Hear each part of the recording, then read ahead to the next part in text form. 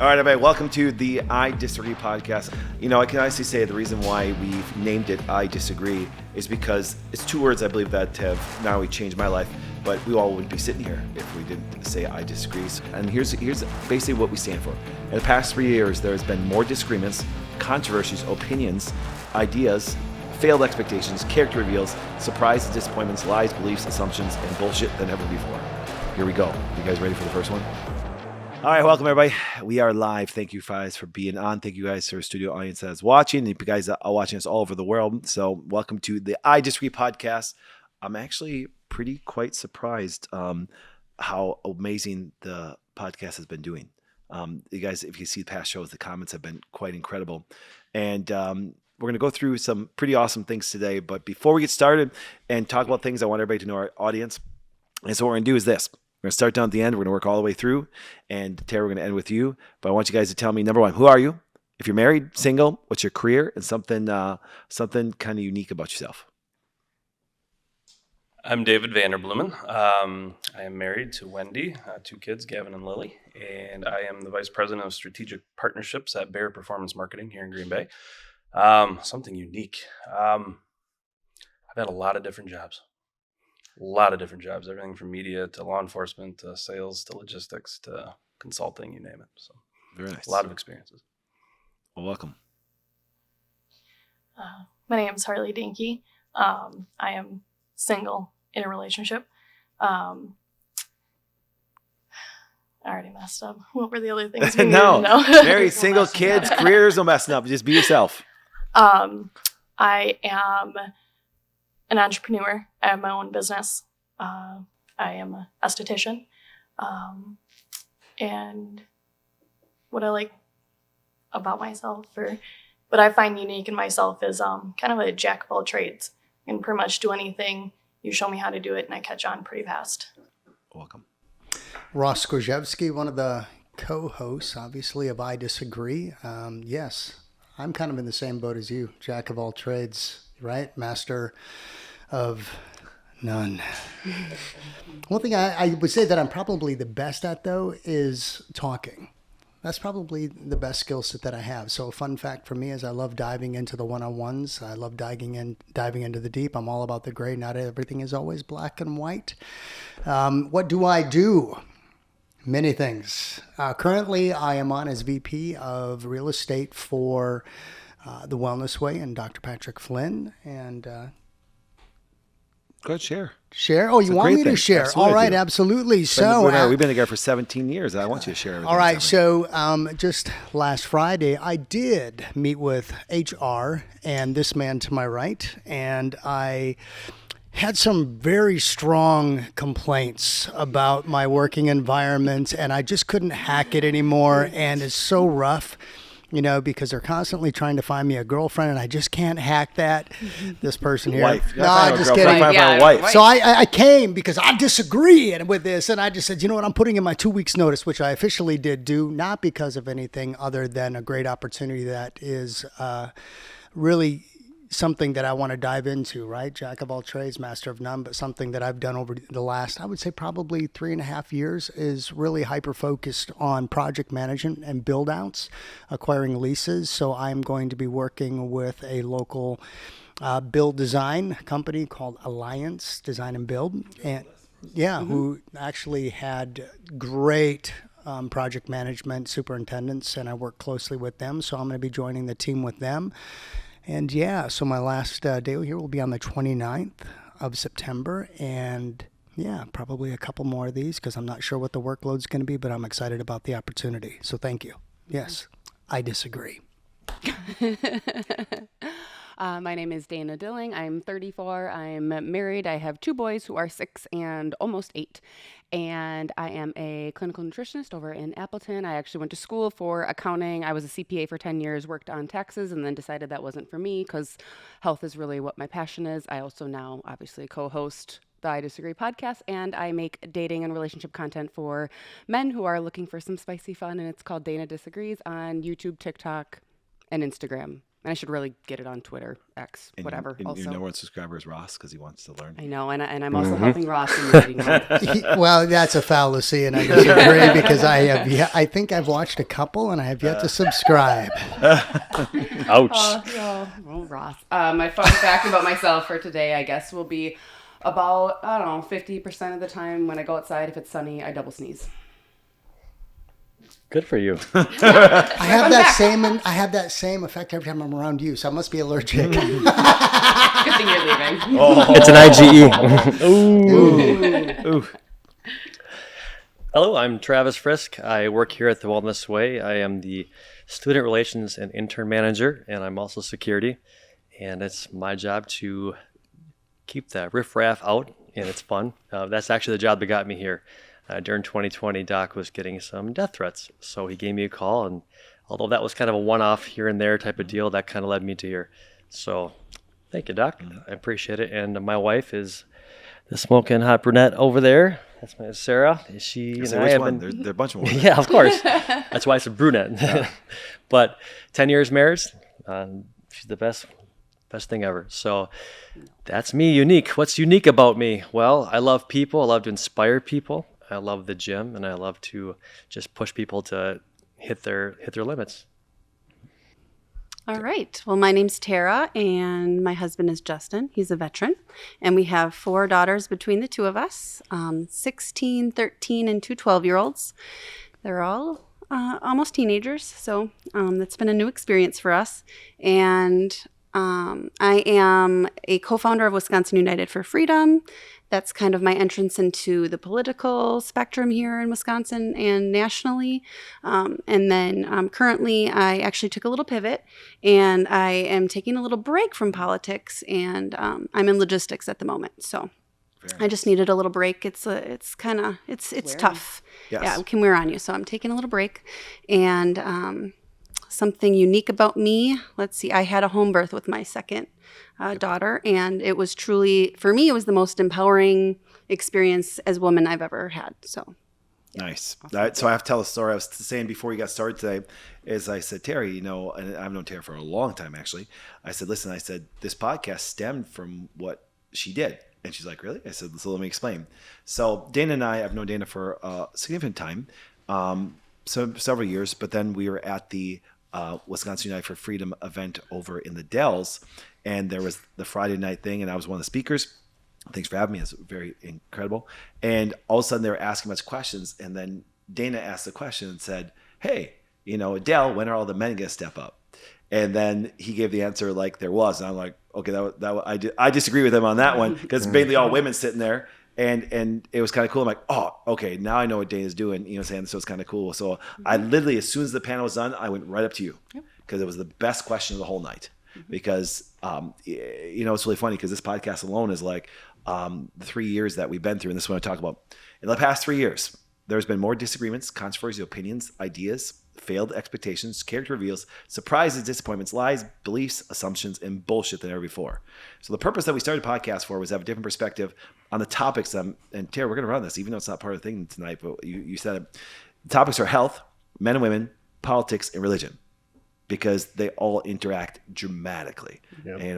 And we were just even talking about some of the questions for next time about transgender and stuff like that. It's like, well, how is that even to do with healthcare politics? I actually have to deal with women that have transitioned or detransitions, or males and stuff like that. So it's all intertwined that way. Now, the rules for tonight, it's quite simple.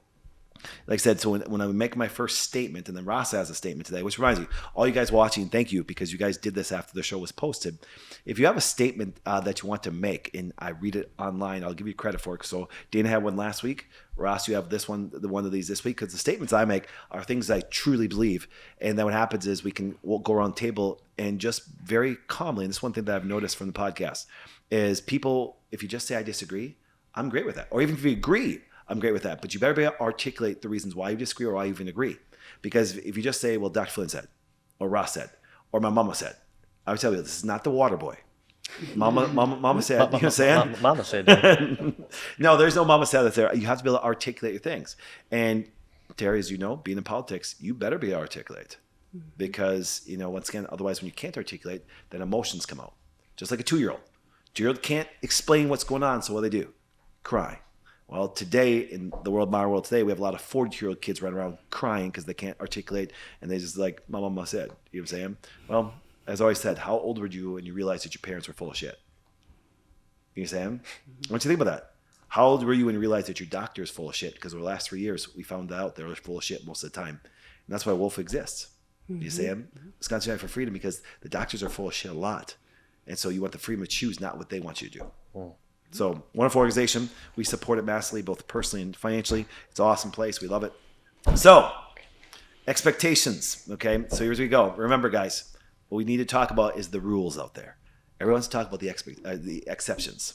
Okay, and for example, what I mean by this is I always use the example because it gets people all charged up. You know, if we were going to have a topic on abortion, you know what I'm saying? If ever noticed the pro-abortion people, they want to talk about the exceptions, right? Well, what about rape? What about incest? Okay, let's just put that aside. Let's talk about the general. What's the majority of them? Well, it's birth control. Okay, let's just talk about that for a second. We don't talk about the exceptions. Talk about the rules. Because once you talk about the rules, because the majority is this way. So if I ever catch you talking about exceptions, I'm going to say, talk about the exceptions, not the rules. You know what I'm saying? So it's like, you got to get back on that topic. So, because there's going to be a lot of these things. We're going to talk about a lot of things. And I think we're going to intertwine.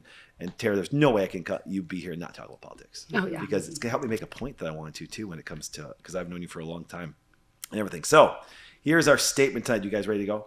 Let's All right, go. we're going to start. We're going to go right here. But here's what we're going to do. And Ross came up with this. This is fantastic. What I first want you to do is I'm going to make the statement, and I want you to go all the way around. No explanations.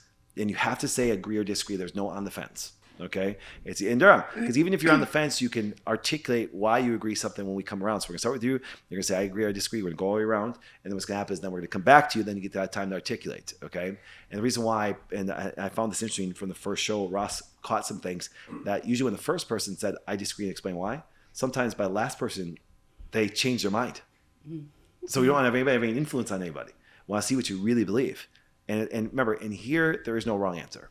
Okay. Now, if you disagree with me, you're definitely wrong. But I mean, there's no wrong answer. You can still get the answer. I'm just saying for I'm saying here.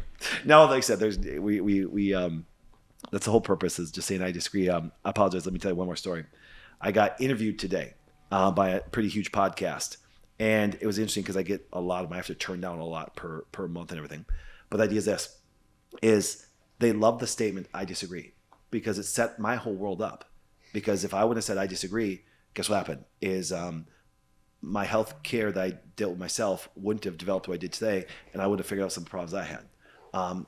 No joke, Tara, we have a history that way, and a really good history. If you had said I disagree, CPS would have tried to take your kid. That's how severe it is. But she stood up. Okay? So I disagree is a very, very great statement because they say, listen, I disagree with the way the world's going, and you have to be willing to fight for it. That's the cool part. So, our topics tonight, it's going to be fun ones. All right, so I'm going to start my question out that way. And it's a two-part question, but we're going to just start with the one part because I think it's going to create a lot of dialogue, and then I'm going to throw it in at the appropriate time. And then the second one we're going to do is going to be Ross will read the statement when it comes up to it that way. Then I get the chance to say I disagree or agree on this one. So here is our statement. Like I said, we're going to go around all the way around, and then we'll come back and give you explanation. Here it is. And just so for your audience to know, we do not give them the questions. So what you get is actually true answers. They don't get it. There's no stage. There's no anything. The only reason why Dana and Ross know the answer or the statement is because we come up with them. We dialogue. Like we had a good hour dialogue today. Come up with next week's and the weeks after's statements that way. And so I want you guys to. It's got to be raw. It's got to be real. And remember, be honest. Say what you really want to say. What's the worst that can happen? You know what I'm saying? We don't censor. We're not going to throw you in jail for your beliefs. You know what I'm saying? So here we go. Here's a statement. Agree or disagree? Husbands and wives cannot be best friends. Agree or disagree? Cannot be best friends? Remember, and I'm making a statement. It's what I believe. And so you can just say, you can start with I agree or I disagree, and then we'll go around. Then you have your chance to articulate and even work out your answer. I disagree. I agree. I disagree. I agree. I agree. I agree. All right. The floor is yours. Remember, you can take as long as you want to explain. You can go through it that way. So why do you disagree? I think I've just seen so many good relationships that look like best friend relationships. And good for them. I would say I've got better guy friends than necessarily my wife, but that's okay too. So Yeah, I think it's okay for them to be best friends. I think it's possible. And when you start seeing that soulmate side of things, I think that's where that truly shines through. I love the stories of the old couple that pass away within 48 hours of each other, or whatever, just they, dying of a broken heart kind of a deal. So I think that can truly last decades and up to the end. And there's a friendship there. And I would say that is a best friend situation. Okay. I agree. I'll use my relationship as a, Yeah. can't think of words. That's right. Example, thank you. I have a best friend. She's been my best friend. We actually grew up, we were 4 years old when we met each other. And she's my best friend. But I also have a boyfriend who, I'll say that he's my best friend too. But what makes us so good together is that he is the polar opposite. And he pushes me to my limits, and he does a lot of things that I don't like. And if I wasn't attracted to him, if I didn't want him as my significant other, I would probably hate him. I would not want to be friends with him. So I agree to a point, because there needs to be things that pull you guys together. But there's a difference between being together and being best friends.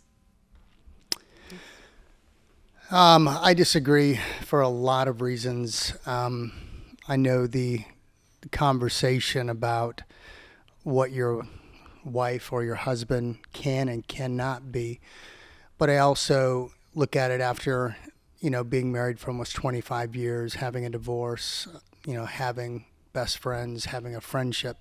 I would dare say, first and foremost, I would hope that there is a friendship even present in said relationship, which I think is even questionable to a degree. So to the fact that they would even call themselves best friends would purely be possibly just gesture and, posturing just to make the relationship seem so much more than what it really is. So let's just be friends at a baseline.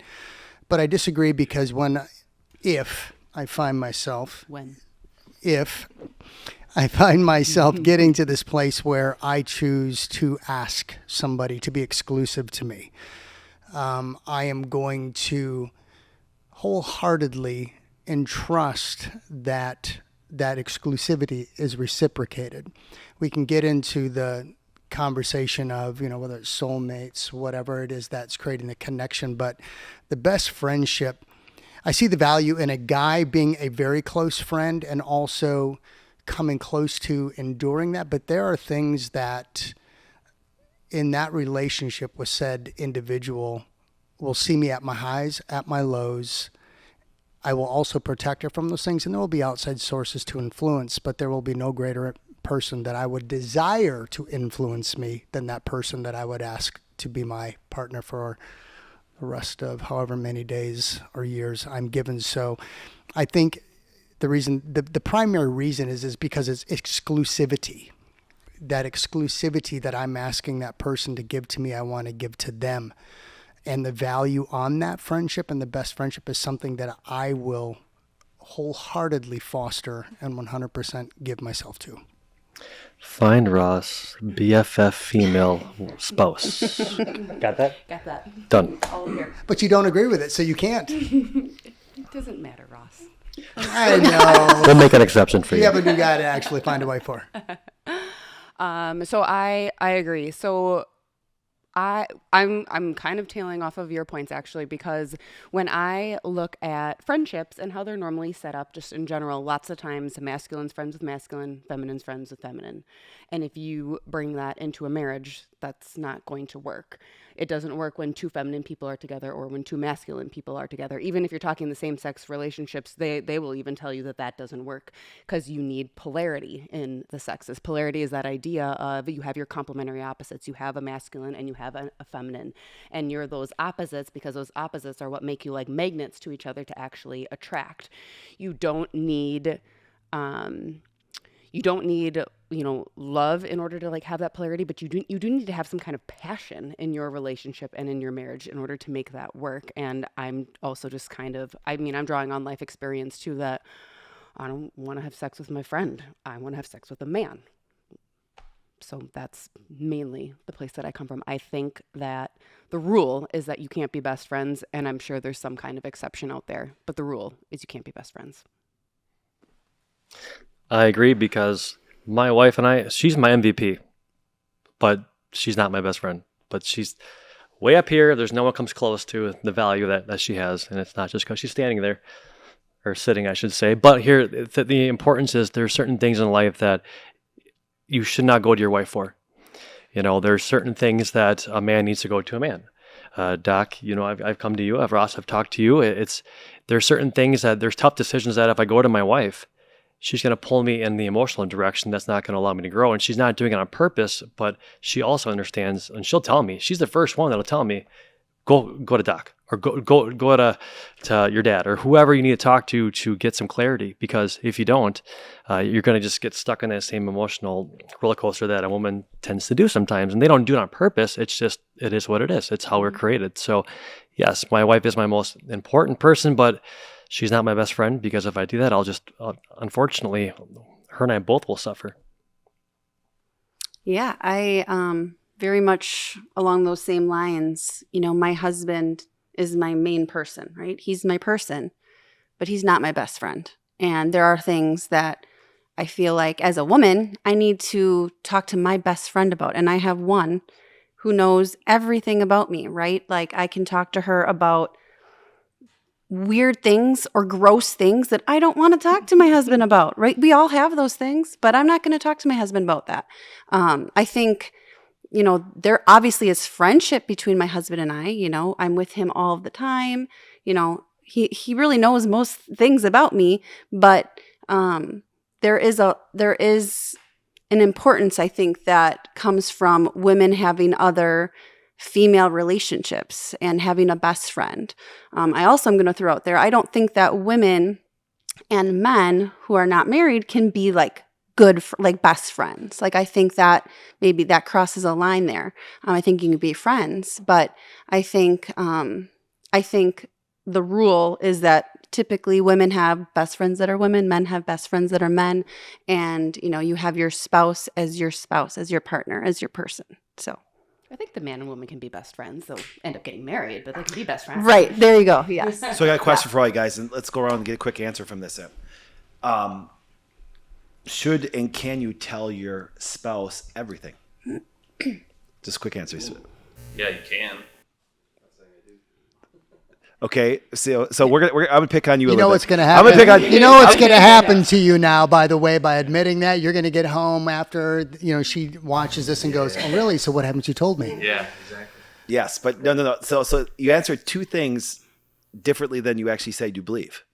You're saying so I got to figure out why you do that. And you're saying there's something going on with you that way and stuff. So I pick up on that shit right away. I'm like going, there's twice now you answered like you said I disagree, but you really agree. But then you said that saying, what about you? What do you think? Mike. Repeat it one more time, just So, like can you tell your spouse everything? no. Thank you. Okay. All right. Can you tell? Can you tell your spouse No. everything? Because Should. Okay, let me answer just that based on that. Well- Absolutely, you can tell your spouse everything. You Doesn't mean you're gonna stay married. Doesn't. Can you tell your spouse everything? Oh, you can do anything you want. Absolutely, but then you better be ready to deal with the consequences of whatever, or the dialogue, or to dive into the deep, because. Okay, so that's the can. Let's do this. Yes, you can. So let's do this then. A simple example, because we've been close for a long time and stuff like that. And there's times that a girl walks by and we say, "That's a nice ass," and they're not our spouse.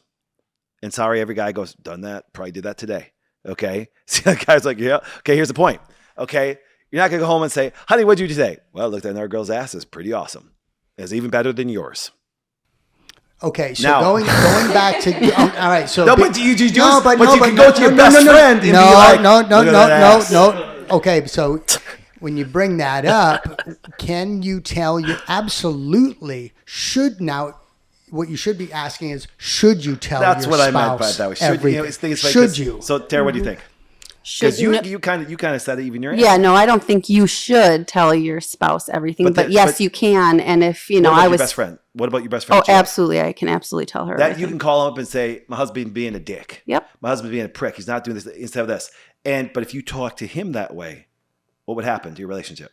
Oh yeah, it would struggle for sure. And see, that's why I made the statement, and we're going to continue dialogue on this. But it's like this way. And think about what Sarah does to you. Okay, she may want to say what I can say to you, and I can get away with it, and she can't. Do you understand? And that's the thing, because a best friend can say things to you that no one else can say, and you're coming back.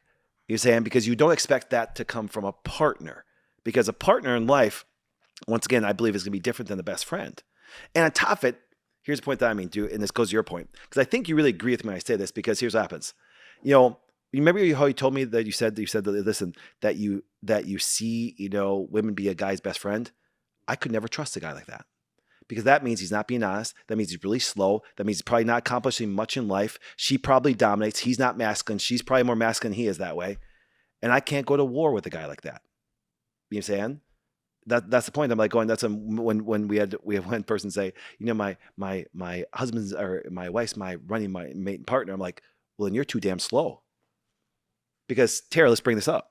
Think about this. You even said it. Politics is a war. Mm-hmm. And here's what happens this.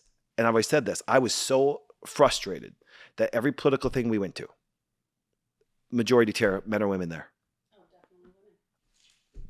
That's nuts. Who's supposed to battle? And you get tired, don't you? Yeah. Do you see? That's why I said talk about the political realm. What's going? Men are meant to battle, and so we go to battle. Guess what happens? And women are looking for men to step up that way. And I'm sorry, if I'm going to battle, here's what happens. I say this every show because I think it's great. Tara, you're strong. Dan, you're strong. You guys strong. I don't know you yet, but I guarantee you're a strong woman coming on here. But if you three women are outside picketing what we're doing here, I'll be like, bitches, get out of my way. You understand? But if you three men were outside protesting, I'd be a little bit more cautious. I'd make sure I had my gun sitting next to me. You understand? That's right. You escort your own self out of security. No, but that's the nature of it that way. When you look at it this way, so if I'm going to battle, what happens is this, and if I'm preparing for battle, or if I'm just even preparing for life, because what is that wife here? As a best friend, I expect best friends to say sometimes the most disgusting things to you, and if it comes from a man to a man, or even a woman to a woman, I think it's going to be much more accepted than coming to the person that you're supposed to be partners with the rest of your life. Let's start with you. What do you think? Well, let's do this. Let's go around. Let's go around the other way. And I want you two to hold your comments, and then go those four, and then you guys can go. So, Tara, what do you think? Yeah. Well, the comment being the fact that's like, okay, listen, when you look at how you would speak to your best friend if you want to push her, or she wants to push you, coming from your husband, what would be the emotional difference between that coming from your best friend? Oh, yeah. I'm sure I would be super irritated with my husband. If he did what? Just came out and well, it's kind of that thing where, sometimes we'll have discussions, right? And he'll tell me something and I'm like, I roll my eyes. Oh, okay. But then, my best friend will tell me the same thing. And then I'm like, oh, yeah, I agree. So I think it's that, I don't know. I think there's a little bit of, you're always with your partner. I think sometimes you're always together, right? And maybe your best friend, there's a little bit more of that space. I know mine lives across the country. So there's a little bit of space there. So maybe there's that idea of, well, she has a better perspective because she's not so close to the issue. That I feel like, I don't know. There's been many times, and my husband will tell you this himself, like he'll tell me the same thing, but if somebody else does, then it or my best friend in particular, it means a little different, I guess. Well, dumb example, but it's going to make everybody laugh. If a woman puts a dress on, and you say to your husband, do you look fat in this dress? And he wants to say yes, but he can't because he knows there's punishment. But your best friend say, yeah, girl, you got to lose some weight. See, y'all there going, it's like going, it's just the nature. And a best friend and what they're going to say to you is dramatic. So what do you say? Honesty factor. So I know for me personally, when I go to my best guy friend, there's a reason for it. And we use each other to vent to each other. And that's releasing some of that pressure that may be happening at home to prevent me from taking it out at home, So we can both see things the same. We can be realistic with each other. You're being an idiot. Fix this. Do whatever you need to do. It's that kind of relationship when I can text and say, I got to talk. We know it's not going to be about work. It's not going to be about it. It's something we need to talk about. We make time for that. So that honesty you can have with that best friend is different. I think sometimes you can have with your spouse. But on the flip side, I've seen relationships where they are like extreme, almost nauseating honesty with each other. I don't know how it works, but it works. Yeah, and would you agree that that would possibly, if it does happen, I've never seen it work yet, and I have to deal with a lot of people, that that would be the exceptions, not the rules. You know what I'm saying? And what do you think? I mean, there's different levels to like your partner, your relationship, and your best friend. So with your partner, there's sexual. Yes. So going to your question, do I look fat in this dress? He may want to say yes because that it does, but he doesn't want to say yes and make you feel bad about yourself because he doesn't see you that way. It's just the dress at that point in time. To where your best friend can say that and you don't feel like she's losing interest. You don't feel like she's like, oh gosh, I saw you in that dress. I'm double thinking being with you. And so there's that different level in it. So it just kind of goes around to you talking about different things with your best friend versus your spouse. Arguing too, like I vent to my best friend about my boyfriend leaving his socks all over the ground. It's such a minor thing, but I need to vent about it, but I don't want to start an argue. So I can vent to her and it be done. To where if I vent to him, he's going to come back with something that I do that annoys him, and then it's just going to go back and forth. Now, you said something really key, and I really love this. Okay, you talk about intimacy, and I want Dan to go next, I want Ross to go next on this point, but here's what happens this, and I want you to think about this. So then, if you're truly honest with them, does it affect your intimacy? Do you understand? See, so, but you think of it this way, but like you said, and I 100% agree with you, and everything this way, is a best friend could truly be honest to that person. It's sometimes hard to be honest with your partner. It's sometimes hard. And people say, well, but you still should do it. Okay, how's that working out? Do you understand? You know, it's like, so yeah. So go ahead. I think on like the man side, so sometimes if you see like a man who maybe has a woman as a best friend, he probably doesn't have some kind of brotherhood of men, and he probably really needs that. And if he doesn't have that, he's probably leaning on his woman or his wife, whoever she is, to be his coach, his therapist, his accountability partner. But like women don't want to do that. We just want to be your woman at the end of the day. And so I think that dynamic is important to address too for, you know, men especially, to have that brotherhood of men that you are going to and having them push you, not having your woman push you, because that's just, again, it's that polarity in the sexes. You have your passion when you're at home. Your friends are more the people who are a little more similar to you in terms of characteristics.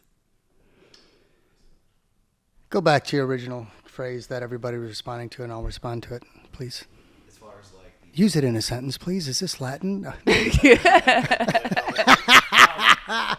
Because I have a lot of questions, even to things that I've heard so far. Well, let's start with the questions, because what was the dialogue is the difference in the response you get from a friend compared to a partner, and how that would affect your relationship going forward if they spoke to you the way a best friend can speak to you.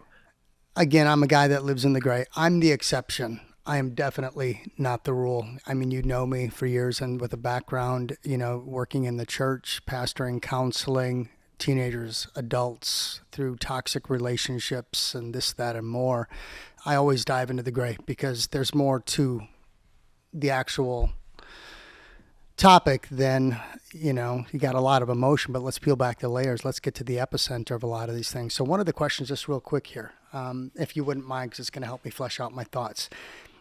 You said that you could hear something from your husband and hear the same thing from your bestie, and it'll resonate more from her than it would from him. I'm curious as to why that is. Because if it's the same and he's offering it to you as husband, as protector, provider, partner, how come it falls flat but rings true with her? I think for me, it's that I think my best friend is very similar to me. And we're also very different in a lot of ways. But I think maybe for me, having someone who's known me that, so long, actually she's known me longer than my husband, makes me, I don't know. Can I say so? Yeah. But, because really what I'm trying to get, I'm trying to find out what the disqualifier is. I know. So let's do this, Tara. Because it's Let the me ask same you a thing question. that parents, we do it to our parents. We did it as kids. So your best friend says something to you negatively, okay? And like you said, you take it quite well. It's because, I mean, I'm going to be straight up here that way, but you're like, if the husband comes and says that to you, you're like, why the hell would you say it to me? I give you ass. Yeah. Yeah. 100%. It's like, now you want to get ass after you just said that to me? Well, I mean, are we still focusing on the dress comment? No. Because I'm that is just saying that's general. not- Let's say all of a sudden, that's not let's say, every- Tara, that's not you're, life. you're not performing as a wife the way you're supposed to be, and your best friend says, "Hey, you're not up to par in this." You're like, "Damn it, it hurts." This, because a woman can always default go, "Dude, I'm blowing you, making you a sandwich. Shut up a little bit." You know what I'm saying? But a little bit more, things. But no, I'm coming from the woman's perspective, going, "Hey, God, I'd understand that because I'd sit there I'm and go." going based on I'm going based on what you said. So, and what you said is absolutely fantastic. I like it, but I'm just looking for the disqualifying element. If he says the same thing, regardless, because if you asked or he said something, right? Because if you're asking something and he's giving you a response, but it gets disqualified and you get the same information from your friend, I'm just looking for the disqualifying element, because when we're talking about this idea of honesty, relationships, best friends, close friends, mutually exclusive partner that you said I do to, I think it's all encompassing to me. So I'm trying to flesh out my thought and be in agreement with the idea that they can't. I have another thought though. I was just going to say, I think it's more, it's easier for me to be irritated at my husband. But why? I know the answer why. Because it's I know, more but no, but emotional I know, but at home. I want to You know can her step why. away from that. I want to know her why. But I say I kind of know Tara, so I know a little bit about her. I can say why. Because think of it this way: by nature, innately, women want to be protected, and so somebody that's protecting you isn't going to say those certain things that kind of destroy you. You're supposed to be the protector, not the destroyer. So the idea is this: you're not expecting your best friend to be your protector, who's a female, but you're expecting your wonderful husband, who I know, he's awesome. And guess what happens? You're going, why would you say you're supposed to protect me? Yeah, no, I just think we're veering away from that's I was trying to find the context of the comment, right? Not a man is definitely going to, if he's asked, does this dress make me look bad? Is he going to say, baby, I don't care. You're always amazing to me, right? Because he's saving his ass, right? He's protecting his side because he's got to sleep with you tonight and he wants some. Yeah, exactly. Now you go to the girlfriend and she might tiptoe around it a little bit more and then probably venture and say, no, you probably shouldn't wear that. I can see your Discover card in the back or whatever. I get that, right? But when we make the statement that my husband could say something to me and it falls flat and it gets disqualified, but my best friend could say it, I, as a husband, if I knew that was the case, I'd be offended. Oh yeah, it drives me crazy. I'd be pissed. But I would say it's not disqualified. It's maybe set on a shelf, and I'm gonna think about it a little bit. Do you ever come back and say, "Honey, you were right"? Once in a while. I will. Once in a while. You had something? Yeah.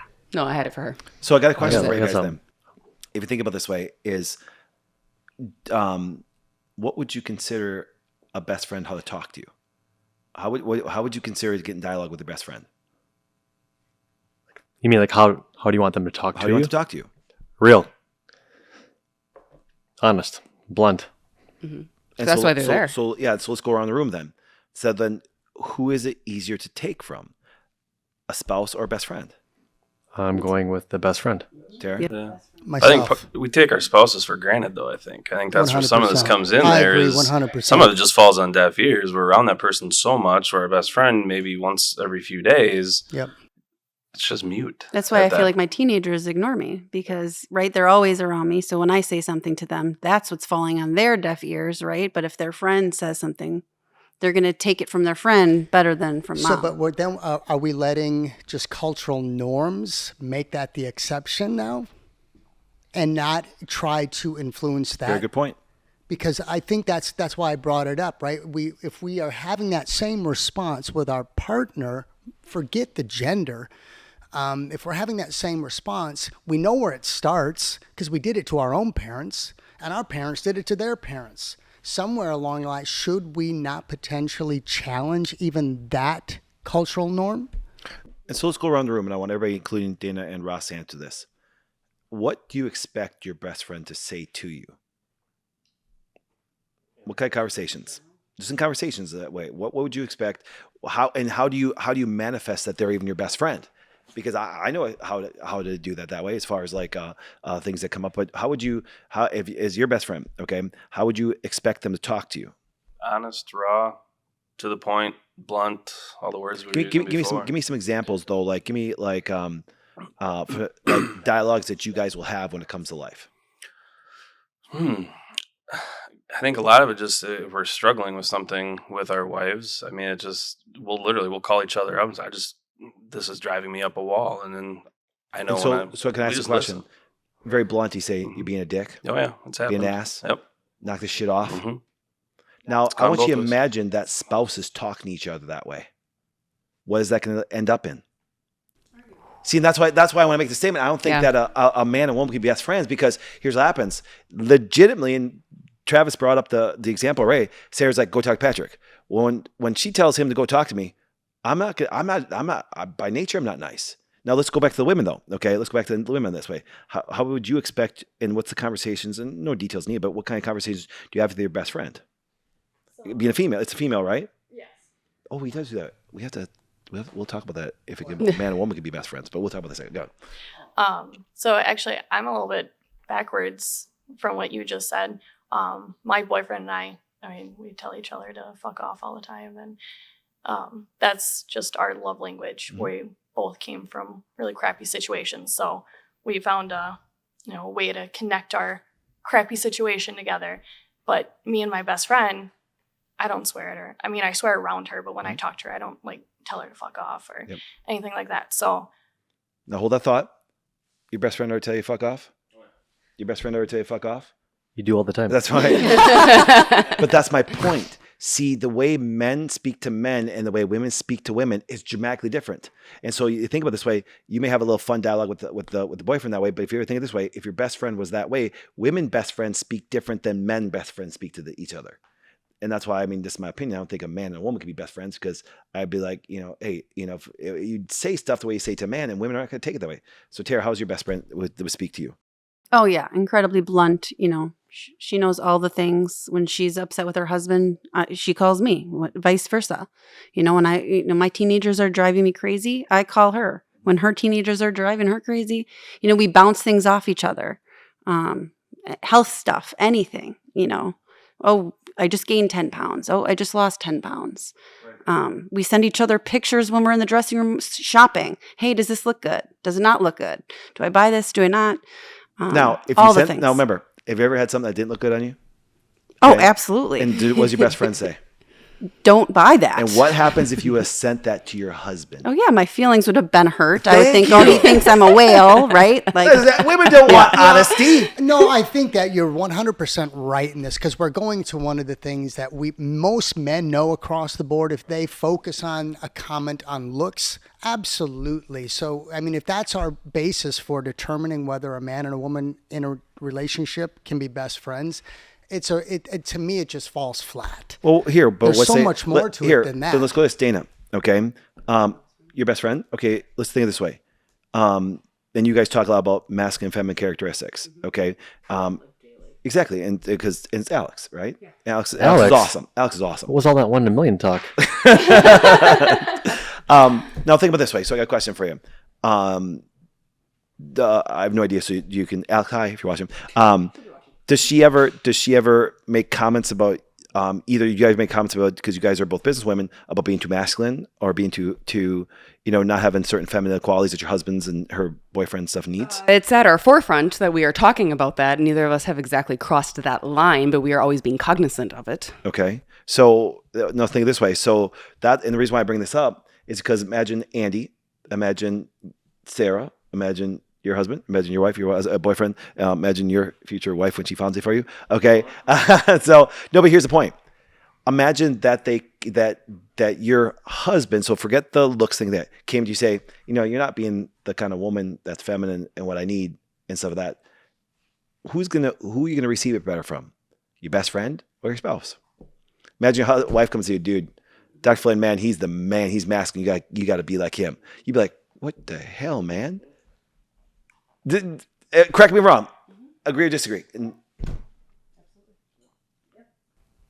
So I think theory, so. On your thing, if Sarah comes to you because she has a complaint about her husband not stepping up to the plate and being the man that she needs to be, and you go to him, how is that going to bode for you two? Fantastic. Well, he would tell her, shut up and make him a sandwich. That's so fantastically false. Number one. Because at the same time, aren't we assuming Just that they let's have go, already Sarah's also laughing talked her ass though and off just right haven't now. gotten somewhere and this is like a next step? okay. Oh no, Well, no. can I ask a I'm question? saying that. Can I ask you a question? No. So what do you? What were you saying? What do you mean? What it does for them? It actually benefits them. No. I said, what does it do for the two of you on your relationship? If you aren't being addressed first and talked to first, and she comes to you, and then you bring the issue to him, I have a major problem with Sarah that. doesn't. She's shaking her head right now. Because here's what happens. This probably falls into one of those things that you don't tell the other person what you're doing.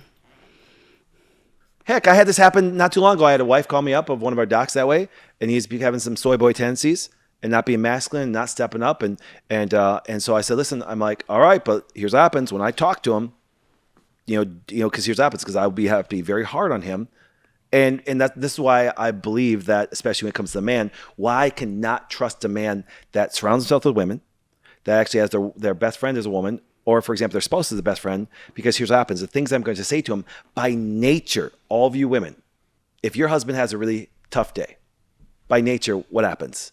You move into your good feminine traits, because I know you two that way. You guys do it. Andy comes home rough, husband comes home rough, boyfriend comes home rough. I can already tell you got that good feminine quality. It's like you become compassionate and nurturing and stuff of this.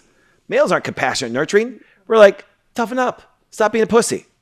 Right. You understand? So when the things, if Sarah comes to Travis to stop being a pussy, that's much different coming from me than it is coming from her. And on top of it, here's what happens this.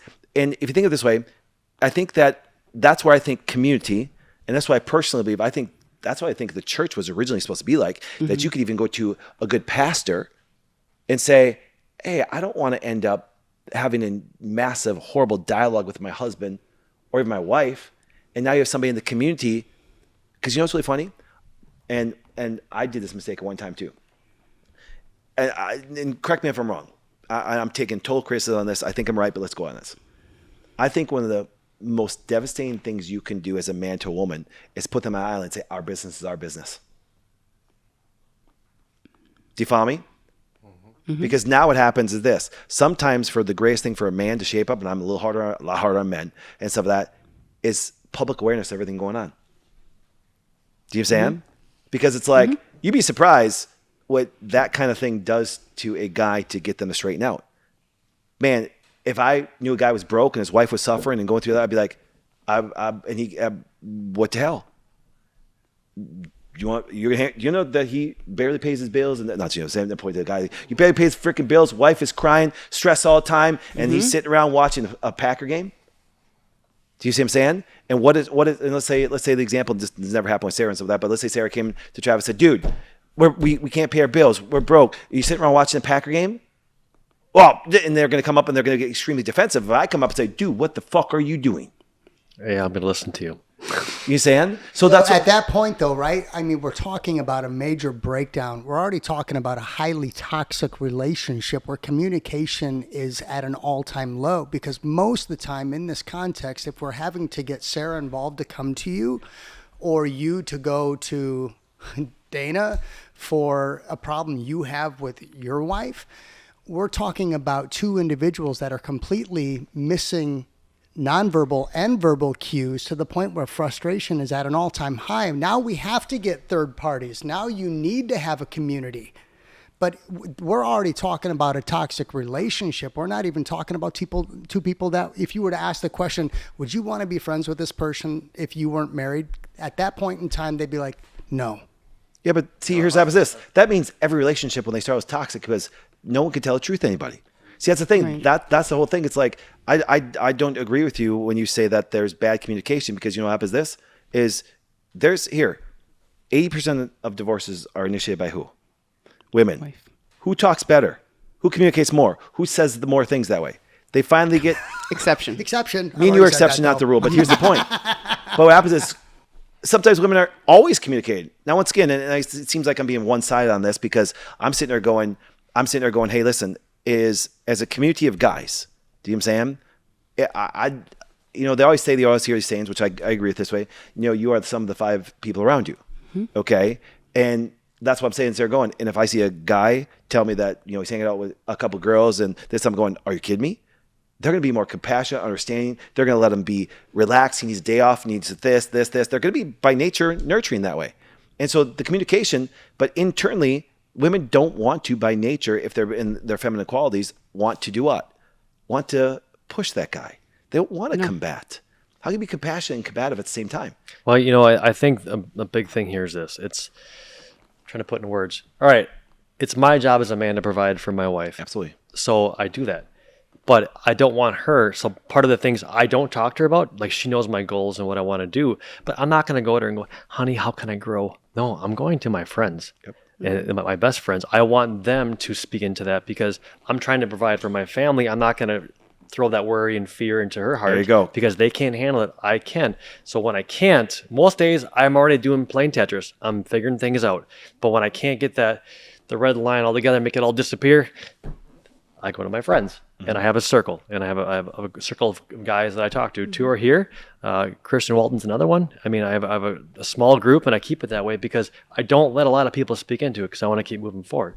But all of them are men, and it's to keep me in line. And a woman, traditionally, consistently, I don't believe has proven or shown me over the last 40 years that they can do that consistently. Well, if you think of it this way, and that's why if you notice, a friend is going to help you grow.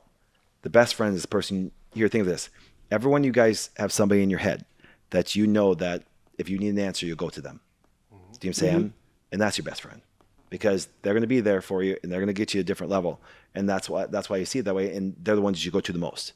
You all have that one person that something's up, to go to. Do you know what I'm saying?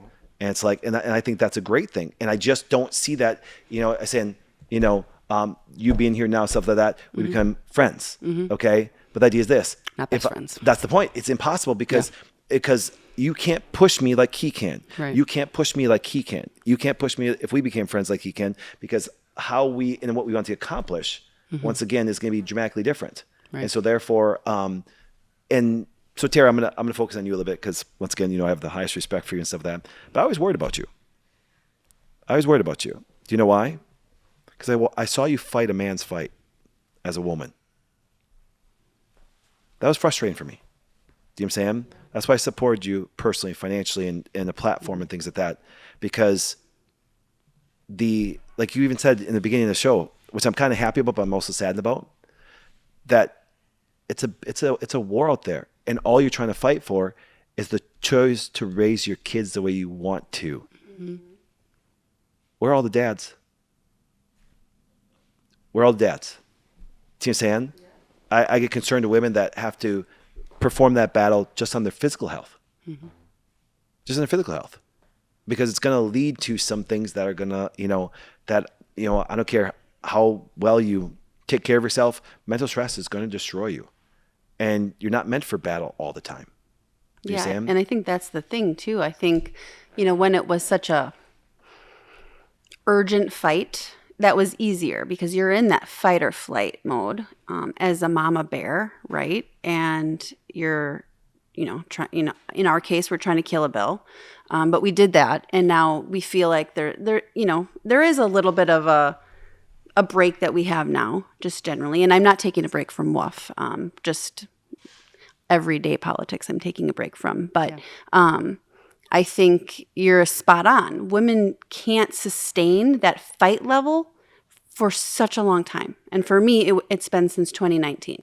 And, it's funny is, well, first off, I appreciate what you did. That's awesome. I didn't know that that's where she came from, but I find it when I'm caught up or whatever, I get complacent a little bit, right? And then I start getting anxious because I need to be fighting. I think we're created that way as men to be fighters, pushing forward, moving forward, grinding, and like a dog on a bone, for lack of better words.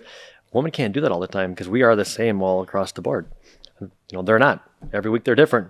Like you say all the time, I married 4 women, and it's just the way it is. And they can't handle it. Some weeks they can, they feel great. The next week we have that ability. And yeah, it's just funny that you say that because a light bulb went off. It's like, I'm sitting there and I'm at home, and if I got nothing going on, I get anxious. I got to do something. Where women, it's like, no, I don't want to do anything right now. I need a minute. Give me some chocolate. So call me pretty. You said something that I probably resonate with more than anything is, you said you have a group of guys. You have a circle of guys, one that does not take precedence over the other because they all bring a different element, a different set of values, or a different perspective in an area. If you're looking, whether it be finances or spiritual or lifting weights, right? You have people that you're going to go to that are going to speak to said specific issue that you're facing. It's not just one person. So maybe, do you actually have a best friend, or do you have multiple friends that make up this core group of people that you would identify as best friends? Well, wait, before I answer, I got a question. Okay. Because I'm going to put I agree with him. I agree with him. No, Are you adding no. to it, I'm adding to it. I'm adding to it Okay. before he answers because I agree You're with influencing my 100%. question. No, not. No, I love where he's going for that way. Because But I don't. Maybe there's no such nobody. thing. There's nobody that can speak into your life on every situation of life, and I agree with him 100% on that. That's why I talk about 5 people. But those are friends. The best friend. Let's go back to that Ben Affleck scene. Guess what happens? I need a favor. We can never talk about it. We can never discuss it. But I need you. Will you be there? That's your best friend. That's your best friend. Best friend calls at 2:00 in the morning. Hey man, I need you. What for? The minute they say what for, that's not even a friend. Do you see him? And just me, my perspective on that. What do you think? What you got? No, I agree. I heard an analogy recently. The person you can pay money to and you never have to expect it back. That's a friend. Yeah. Mm-hmm.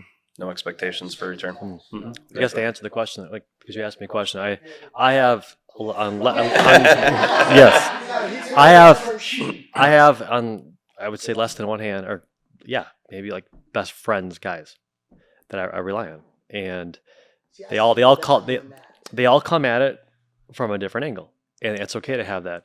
So, and there is an element of convenience too, how do I say this? Out of sight, out of mind. Sometimes you lose, sight of good people, and it's no fault of their own or yours. It just happens. But, but you do make an effort for the friends you want to keep. You will make an effort, to keep them in your life because they bring value that you can't do on your own. Does that make sense? Mentioned accountability, right? That this is something that we should find in a group of guys and women too, right? Do we really need that from other people? Accountability. Ooh, I like that. I like that question, Ross. I mean, okay, but it's the same thing. But it's the same thing. I want people to answer that, and I want to answer at the absolutely. end. So I answer because that's a great question, Ross. So the accountability side, I think that's some kind of. Do you? I mean, No, okay. you're So whether it's your bestie group, right? Because that's kind of a gender neutral way of saying, your best friend, your besties, your bestie group. Do you need that for accountability? Kind of feeding off what you said. So you've got that core group, and as you were saying that, I started to think I've got one like really, really good friend, but I would also consider him a business mentor and a guy I go to for business. So you learned. I have friends from when I was a cop that they were my accountability people from the law enforcement side. I've got a faith friend that I can go to, and there's accountability there. So I think some of it too is the topic, quote unquote. You've got that person you're going to go to with that as well, but I still think there's always that one. They're just going to shoot you straight regardless of what the topic is too. I have a friend filter, I call it. So if I already know, so Sarah will be like, go talk to your friend. I already know what he's going to say. So I already have that thought in my head, and 9 out of 10 times I'm right. So I don't even bother. And because I know, because when you develop that friendship, you become so close and tight, you already know what they're going to say. So why even bother? If I go to doc with a lot of these things, say, shut the hell up and get to work, whatever it is, and then if I come to you, you're going to be like, you're going to give me the very long-winded version of it, and it's going to make sense, Yeah, so and then, I'm gonna peel back the layers, and I'm gonna shoot you. but you got to do it before I fall asleep. The validation I still love you. part of That's the that. last time I talked to you. Let's go. I'm messing with you, Duty, brother. accountability. That's Got Ross 9 asked a days. great question. Your great question. Okay, so in your bestie group, right? A lot of times, because you brought it up, right? That's where we get accountability. Should your bestie group and be that source, and do you need accountability from that source? I guess accountability, like what exactly? Like in general accountability, like holding you to, if you say you want to work out, them going, hey, did you work out today? Or accountability of like, I got myself in a hole financially, I have to pay this off and climb up this ladder. Are they going to check in on you and like help you and like put money towards it to help you get out of it? Because that's 2 different accountabilities. And so like the workout thing, I would expect my best friend to be like, hey, how you doing on it? Are you losing weight? Are you feeling good about it?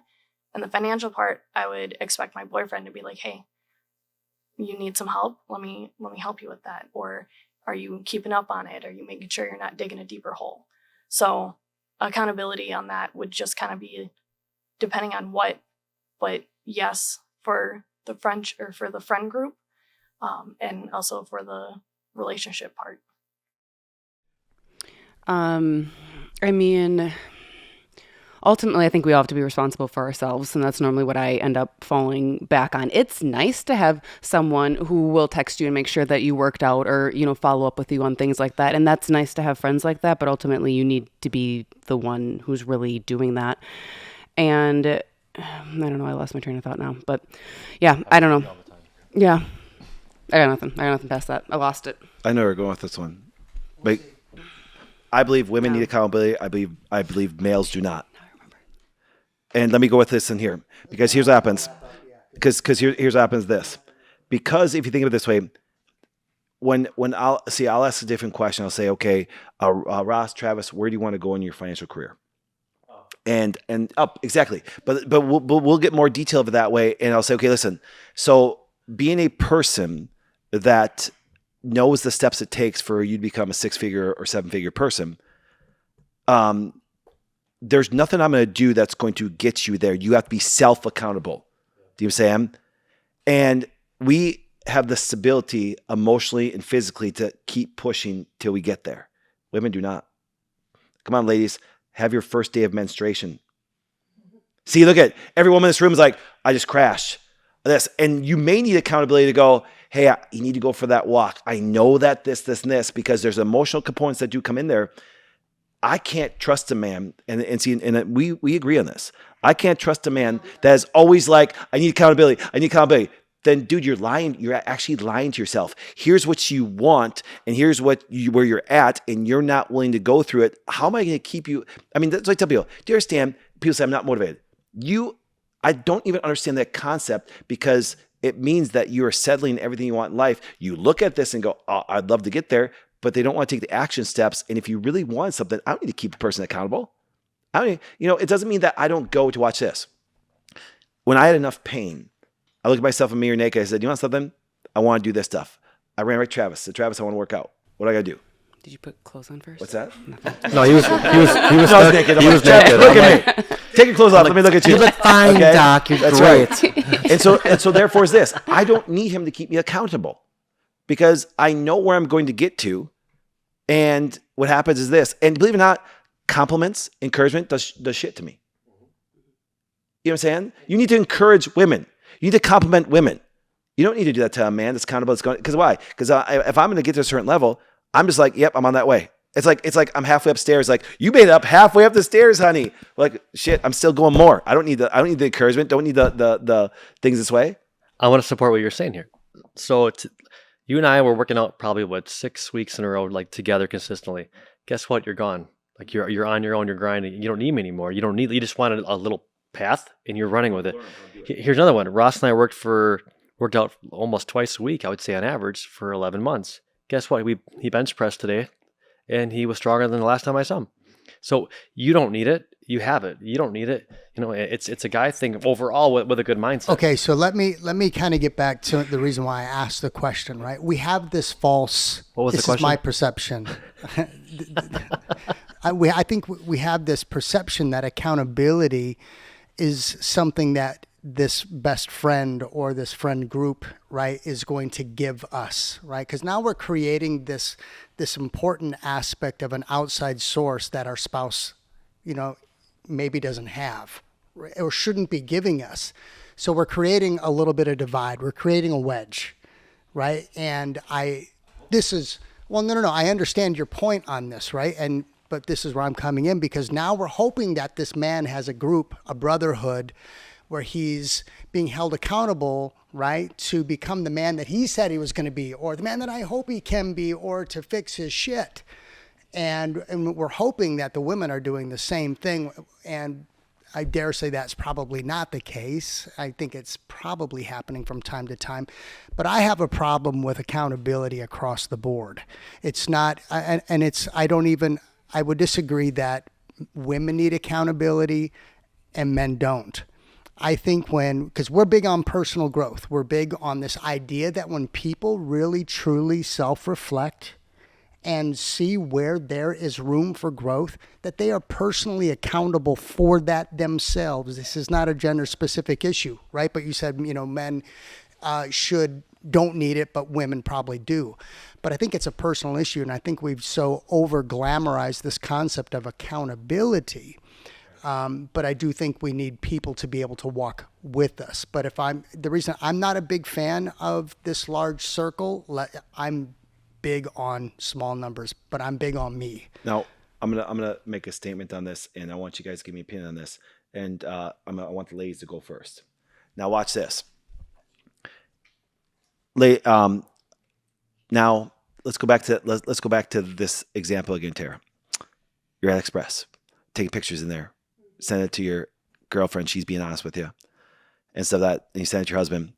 Now watch this. What lights up your life more?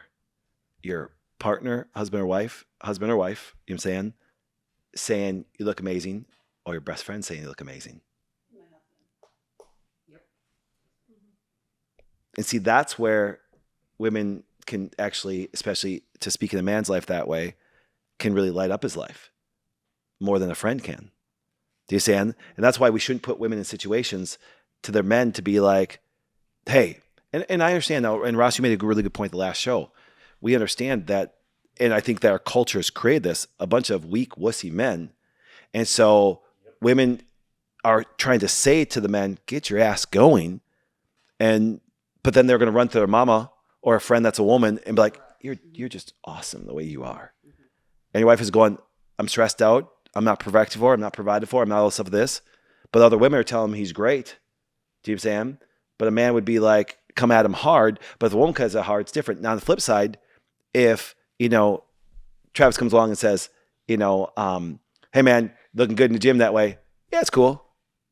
But all of a sudden, Chrissy grabs my arms and stuff like that. I'm like, oh, damn, you know what I'm saying? Because I think it's, no, give me a point though. Yep. But see how the difference lights up the life on that way? Mm-hmm. But that's not coming from your best friend, because your best friend does not bring you the encouragement that your partner does. And let's start with our 4 guests that way. And I want you to answer that way. Comments on that. I go to the word validation. I think there's different types of validation. I expect certain validation from my best friend that's a guy, and validation from my wife. And I think it's different contexts every single way you look at it. So I think that can go both ways. So I think that kind of goes back on some of the points that were made between a best friend and your significant other is the sexual, you said it earlier. Yes. So like you don't have that connection with your best friend. So when they say it, there's nothing there. Right. But your significant other, there's already something there. So when they say something, it just intensifies it. Right. So, that kind of goes on. Oh, I like what you said. That's a key point right there that you can bring up. Everything your partner says to you, your spouse, boyfriend, girlfriend, it's intensified. It's a lot more emotional. That's the point. That's why intimate. So that's why, if you ever think of it this way, it's like, and that's why I'm sorry, I'm going to go back to Sarah and Travis. If Sarah wanted to have good communication, what she does, good intentions, is something that can help her husband. Coming from her, it's intensified coming from me. Does it have to be? I think even if she said it, even Sarah's 99 pounds soaking wet, 5'2". Okay, right? You know what I'm saying? And what she's done, okay? So coming from that, a small petite woman like that can be daggers. Correct me if I'm wrong on that. I think it's Guys, all correct me if I'm about wrong on that. tact. Say it nicely, honey. You know No. You I think you're taking that. You're taking that. You know what I'm saying? You're taking that into a completely different direction. Again, I go back to where is the relationship at in the first place? That's really where I'm going back. I think that if Sarah really had a problem with you, I think you guys are stable enough. And correct me if I'm wrong. Wouldn't she come to you and just say, "Hey, we got to talk"? But my point is, she's not running to somebody to deal with that. She's coming to you. Well, her and I have a philosophy, just real quick. But now we're trying to say, well, it's going to be intensified. But I want to clarify this. She's not coming to me because not coming to you because of something he said relationship-wise or something like that. Women want to see this, and that's why I always tell men, if you ever mind, muscle, and money together, the world's your oyster. Because women are attracted to that. So Sarah is going to send Travis, or a lot of the guys are going to send their husbands to me or talk to me because they don't have that mind, muscle, money together. Because what is a woman going to do for you besides be critical that you don't have your mind, muscle, and money together? And because their mamas told them they're special their whole damn life, or the Democrats tell that everybody has value, even though they don't add any value to the world. Sorry, society, your only value, what you bring to society. And if you're a drain, you suck. You have no value. You're saying, as far as men, sorry. You're saying, if you live off the government, you bring no value. Zero. Okay? Nice thing is, women, you're kind of born with your value. And you keep that thing. Okay? So that's the thing. It's like, but here's the point, is the fact that's like, so if someone comes to me and wants me to communicate some emotional thing that has nothing to do with their mind, muscle, musty, there's nothing that I'm going to do as a friend that's going to get it that way. There's things that husband and wife are going to talk about, that can dialogue about. Things intensify. Would you agree with me on that? Mm-hmm. But the idea is this, and sometimes I have no problem coming from somebody else, considering the fact that some people sometimes can't even articulate what's really going on with them or how to communicate. And Ross, you said you're a wordsmith. I am a word. Well, I want you to deal with this though. But I've worked at this, and that's why I dive into this stuff, and I try to peel back the layers. Right. For understanding. So then, therefore, that's the even whole purpose of the podcast is don't just tell me you agree, articulate why you agree. Okay. And even though we're on the same page, don't if you disagree, articulate that way. And a lot of people can't. Okay, let me just articulate in this, because as a divorced man, okay, because what we're talking about here is intensified comments that are made that I can't receive this from my spouse in essence, right? Because it's gonna hit deep. I had that, okay, and not all the time, but pretty intense, pretty black and white stuff. And I wasn't able to receive it, and it was intense. But the problem was I should have been able to receive it. We talk about masculinity, we talk about femininity, and I think that creating this space where, our partners want to be able to have peace and have dialogue and have, whether we're talking altruistic honesty and this right to have outside sources for best friendships, is we should be able to not be so offendable and untouchable and using things like, well, you can't come to me because it's going to have a degree of intensity that I can't receive. That's a me issue, I think, at that point. And now we're starting to really just say, you know what, that's where when you say, you just got to come to me and say, well, Travis, we really need to talk. No, if you got something to say, because apparently she does it already, right? Yep. But if you're not listening at that point, absolutely, I fundamentally agree across the board that she needs to step outside and get somebody else involved that's going to rattle your cage. Well, but that's a me issue if I can't receive something. We talked about it a lot, so I'm a little scattered, but the 3Ms, we talk about that, right? So I go to my best friends for the 3Ms. My wife will validate me without saying a word. It's by looking at me. When she looks at me, it should be like admiration, hey. respect. But he's doing it. He's Yeah, stepping but- out. He's yeah. he's actually engaging. He's taking the initial first step. Yep. But well, go on, Travis. Go ahead, sorry about that. No, it's so I think it's there's a nice little question that can come like or a statement I could say where it could actually be a whole I disagree thing. Or agree. It's straight up. You go to your friends to grow. You go to your spouse for validation. Right. Would you agree with that? And that's the It- point. it- That's I a great now word. now I don't Validation. now validation to prove not that you're good just the way you are, like mommy says, right? Like we talk about all the ones in prison. We talked about that before. But no, just hey, you're going after your 3Ms, you're grinding, you're doing your job, and I like it. So you keep going back to your friends. I want more, keep me going. I don't go back. I don't look at her for growth. I look at her for validation that I'm barking up the right tree for our family. And I want to get you guys' opinion on this, and Terry, I want you guys to comment on this.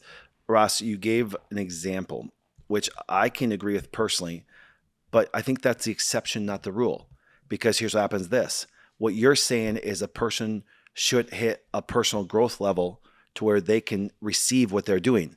I'm sorry, we all know this. 95% of people don't work on themselves. They'll sit and watch Packers more than they'll work on their personal growth. I know, but therefore, people will say though, and which we've already talked about and agreed on, is people will actually say that they are into personal growth and development. I know, but they're really So not. let's- Because personal growth, even if you do personal growth, you need zero accountability. I can honestly tell you, it doesn't matter what Christy, doesn't matter what all you guys say. It has zero effect on me because it's going to lead into our next question because I know I'm the man.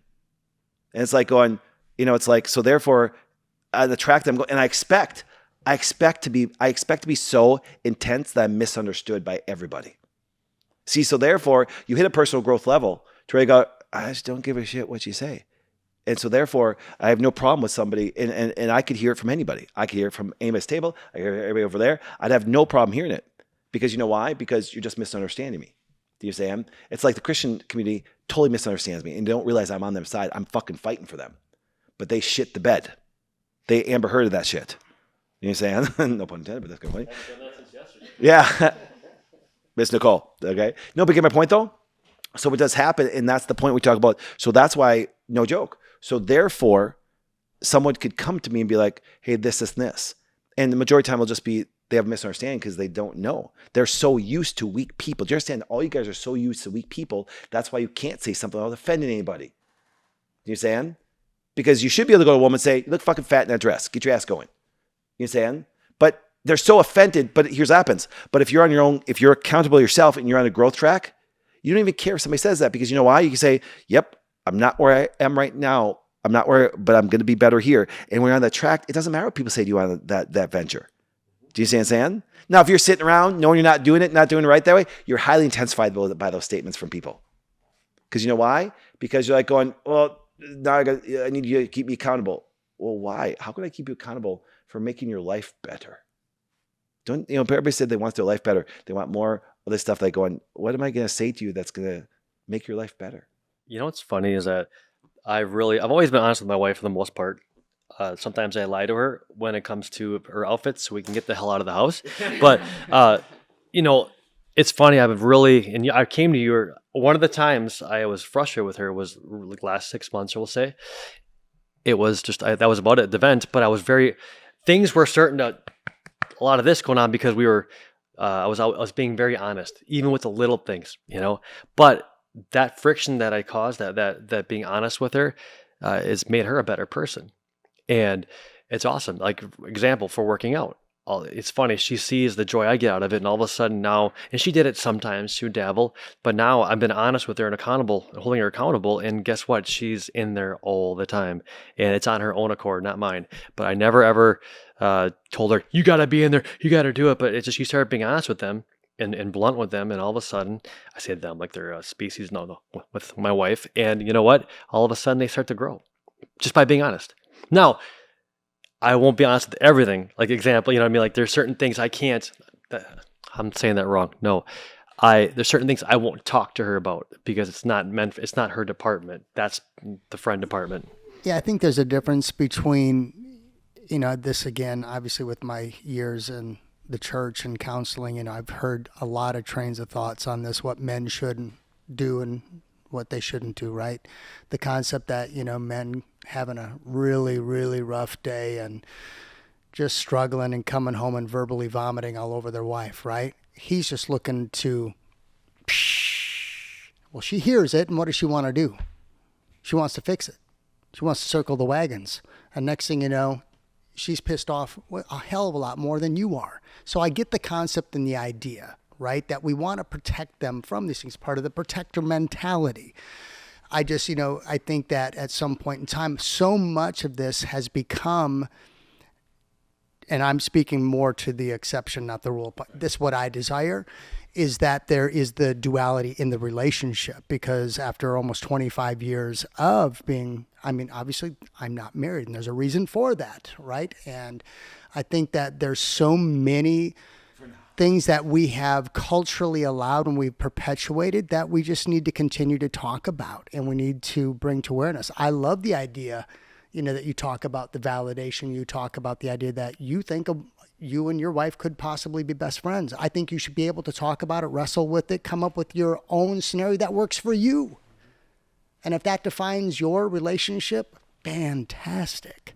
And if it doesn't define yours, awesome. I'm just saying, no, I say, Dana, go on. Because I haven't gotten to talk in a while, so you guys are going to both let me.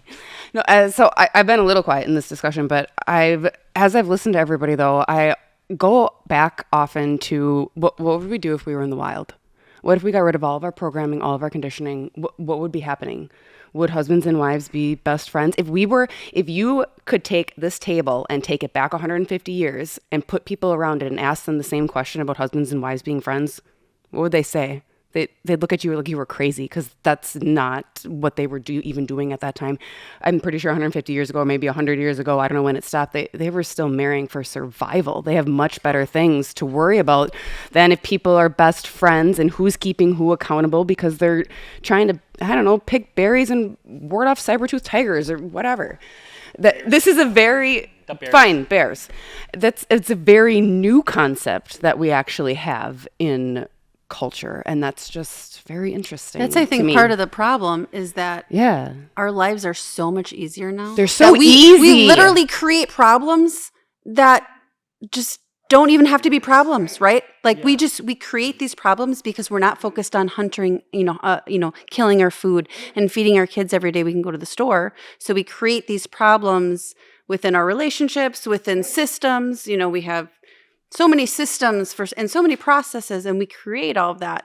And a lot of it is just that red tape, that is just irrelevant. Women are supposed to just be together in their tribes, raising their kids all day. Men go out and whatever men are doing, and then they come back when they want food and sex. Okay, that's just how we're supposed to be living. Let's hypothetically play this out, though, right? So, because we brought this up in multiple of our shows, society is where society is, period. Our culture is where it is, period.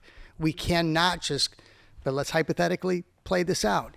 Let's go back 200 years, take the same approach that we're all kind of talking about in favor, and because we always make the comparison. Are you going to be easily able to adapt immediately to stopping everything that you guys are doing to now sit in this tribe of women and just raise children and do nothing else? Are you going to be able to? I got a simple question. I got a simple question for ladies. If I gave you and your boyfriend $10 million, what would you do? What role would you more take? I would relax. Thank you. That's all I need. I know. Sorry, but wait, no, let's go on. You would put what would you do?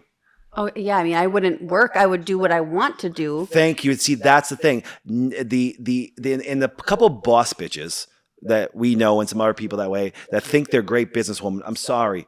I don't want to trust the psychic women making fucking life-changing decisions, because you know why? They're emotional every different week that way. And I'm sorry, I'm actually talking real, because I'm sitting there going, that's why if a guy sits there and goes, my wife's my best friend, right, man? I'm like, then dude, you're fucked up and you're a pussy.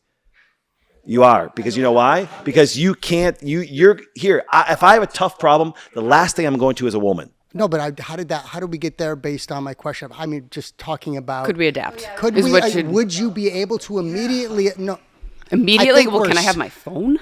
Well, no, I mean, because what we're saying, I mean, how? Yeah, like what we're are we saying really that talking about? women, adapting you know, here? are not going to be influencers. They're not voting. They're not entrepreneurs. They're not. They're stay at home. The majority of women would be happy. It worked pretty well for The majority a would very, be very happy. long In your period context, of time. is that what you would want immediately right now if you could go back to that? See, Okay, yes. by nature, I- look at all that's the audience. So women would That's be, okay. I'm fine with asking, but she just went, ugh. Well, I mean, you talked about like, I do believe that, like, I'm happy we get the right to vote, right? I'm glad we get to be a voice and have, you know, our say and all of that. But that also comes with a price, you know? So, I mean, the price that they don't have to pay, because when women got the right to vote, guess what happens? The majority of women did not want it. You know what I'm saying? Do you know why? Because now there's a responsibility that you can be drafted and things like that. If all of a sudden, watch this. It's so funny because me, you, and Scott and Bryce were talking about this before. The minute the shit hits the fan, what most feminists and most modern women today call male toxicity, toxic masculinity, they run for a toxic man. Quote, strong, bold, willing to kick ass. Remember, I made this statement the other day on my Facebook. Everybody hates the warrior until the enemy's at the door. Tara, you know me for a long time. I was always strong, direct, stuff like that in people's face that way. And there's a lot of people that hated that until COVID came along. Do you understand? And they're going to get behind the warrior. And I'm sorry. This is where I was worried for you. It drove me nuts. The fact that the whole organization was sitting there run by women when all the males sat around and did nothing. Do you understand? And then you guys are right in there fighting, stressed out, things like that. And that's why, even though you've done it for 4 years, believe it or not, that's a short time. But you go, I can't take it anymore. It doesn't mean that a mama bear doesn't stand for what's right. I'm saying to really go to battle. Do you understand? A woman is not going to push and prepare a man for battle. It's not. That's why the majority of women in the military were nurses during the time. Because they're fantastic care. Do you know what's really funny? If you have a man that's massively injured, he doesn't call for his daddy. Do you ever watch your kid when they're scared? They don't call for mama either. And I'm sorry. This is where it's like going. It's sad that we have to fight women on these concepts. Because you know why? We've so perpetuated that equal is the same. You know what I'm saying? Really? Because guess what happens this? Because I mean this sincerely. If somebody tried to compete with the business, I don't care if it's a man or woman, I'm going to destroy you. Why? I'm competitive. And I'll do everything to make sure that you lose everything and I win. You understand? And people hate that until I say, wait, you were just screaming for the Packers. You want them to win every game and you want no one else to win because you have your favorites. And so that's why it frustrates me when we talk like the fact that, that we can, do things and like, it's so bad for men to separate from women. I don't even think men and women should go to church together. You know what I'm saying? Because if a man was up there preaching the way he should be, the women would be like, I don't want to hear that shit. You understand? Because that's the thing. It's like going, and on the flip side, they don't need to hear that stuff. The stuff that we talk about, the minute you walk into a room, when you walked in a room, Scott and Bryce and everything, they even change how they're talking. The minute that you walk into a room, things change. See, we all know this. So why can't we have the conversation going, hey, listen, there's just an element of when women get together, when men get together. I'm not saying that things can't be done together, but this concept that we have some equality or some things that we can accomplish at even a business level, not going to happen. And yes, people can talk about the exceptions, not the rule. But you know something? I just told this example to the people who are sitting around the other day. I know a woman who won a Miss America contest that way. And she's 40 years old. And she had a great career, smoking hot. Guess what happens? Now she's 40-year-old. And yep, she's got some money. She's a boss bitch. But now she's like going, crap. All the guys are going, you're 40, you're single, slept with a ton of guys, which, sorry, ladies, devalues you a ton. Does. And then goes, now, oh my goodness, all this career. Now they want to revert back to, oh man, and she said, I just need a man that makes $250,000 a year because I still want to live the good lifestyle. And it doesn't matter what woman you are. If I said, listen, we're going to go to Florida. Okay. And I don't care how much you love Jesus and how much you bullshit about money. And if I ask even you males, we're going to take the private jet or you're going to fly commercial in coach. Which one do you want? Heck, some of you women want to become part of the Mile High Club, for Christ's sake. You see, you laugh because you know it's true. It's like, dude, I'd rather do that than do the dirty bathroom in Delta. You know what I'm saying? Being a little exaggerated on my points here, but trying to make my points. That's right. Chad was like, get the private jet. Okay.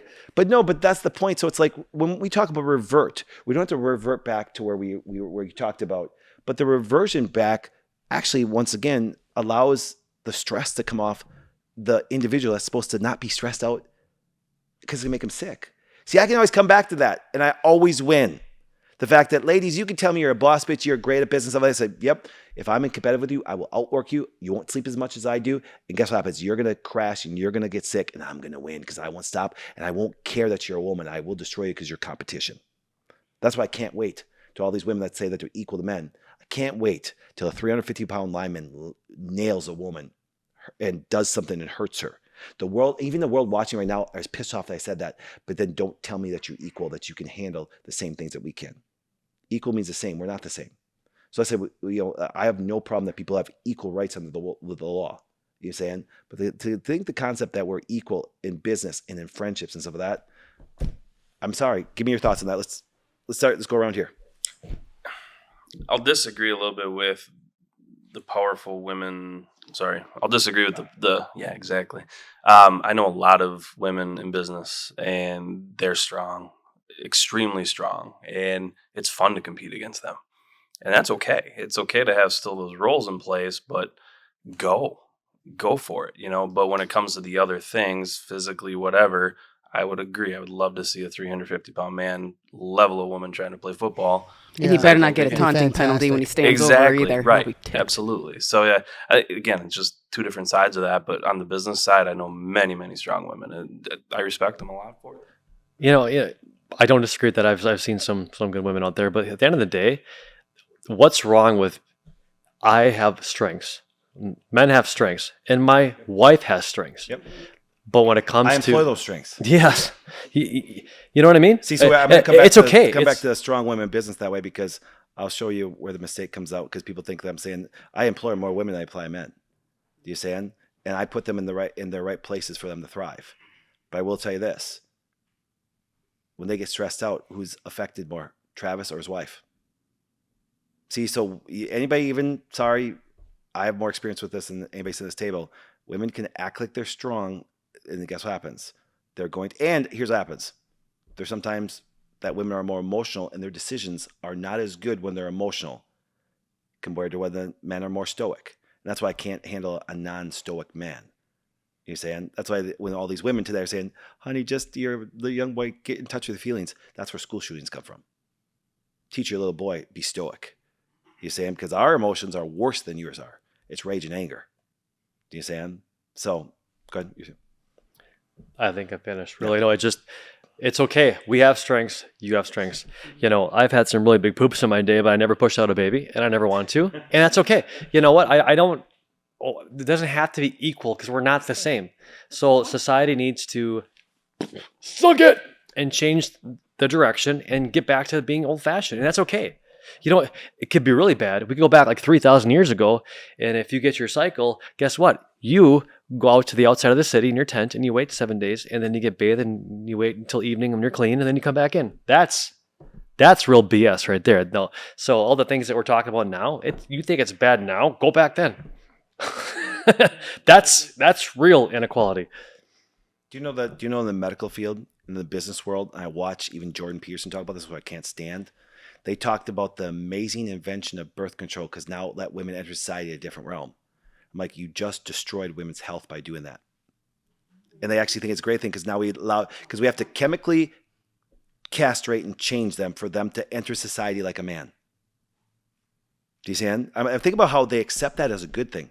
I'm sitting there going, you're going to disrupt their mental health, their physical health, and all these problems that way, and you're actually promoting it as like it was a great thing.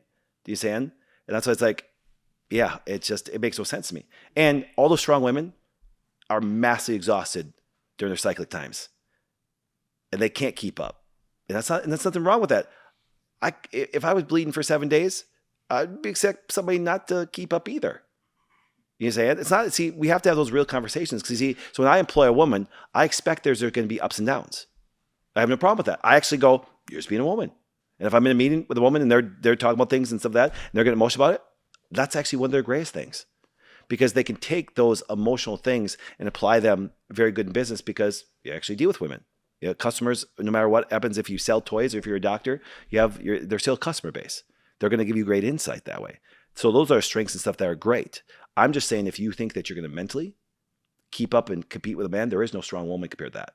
A man will always out mentally strong a woman than a woman ever will, because their body cannot take it over time. You may be able to keep up for a couple months, but you won't last long.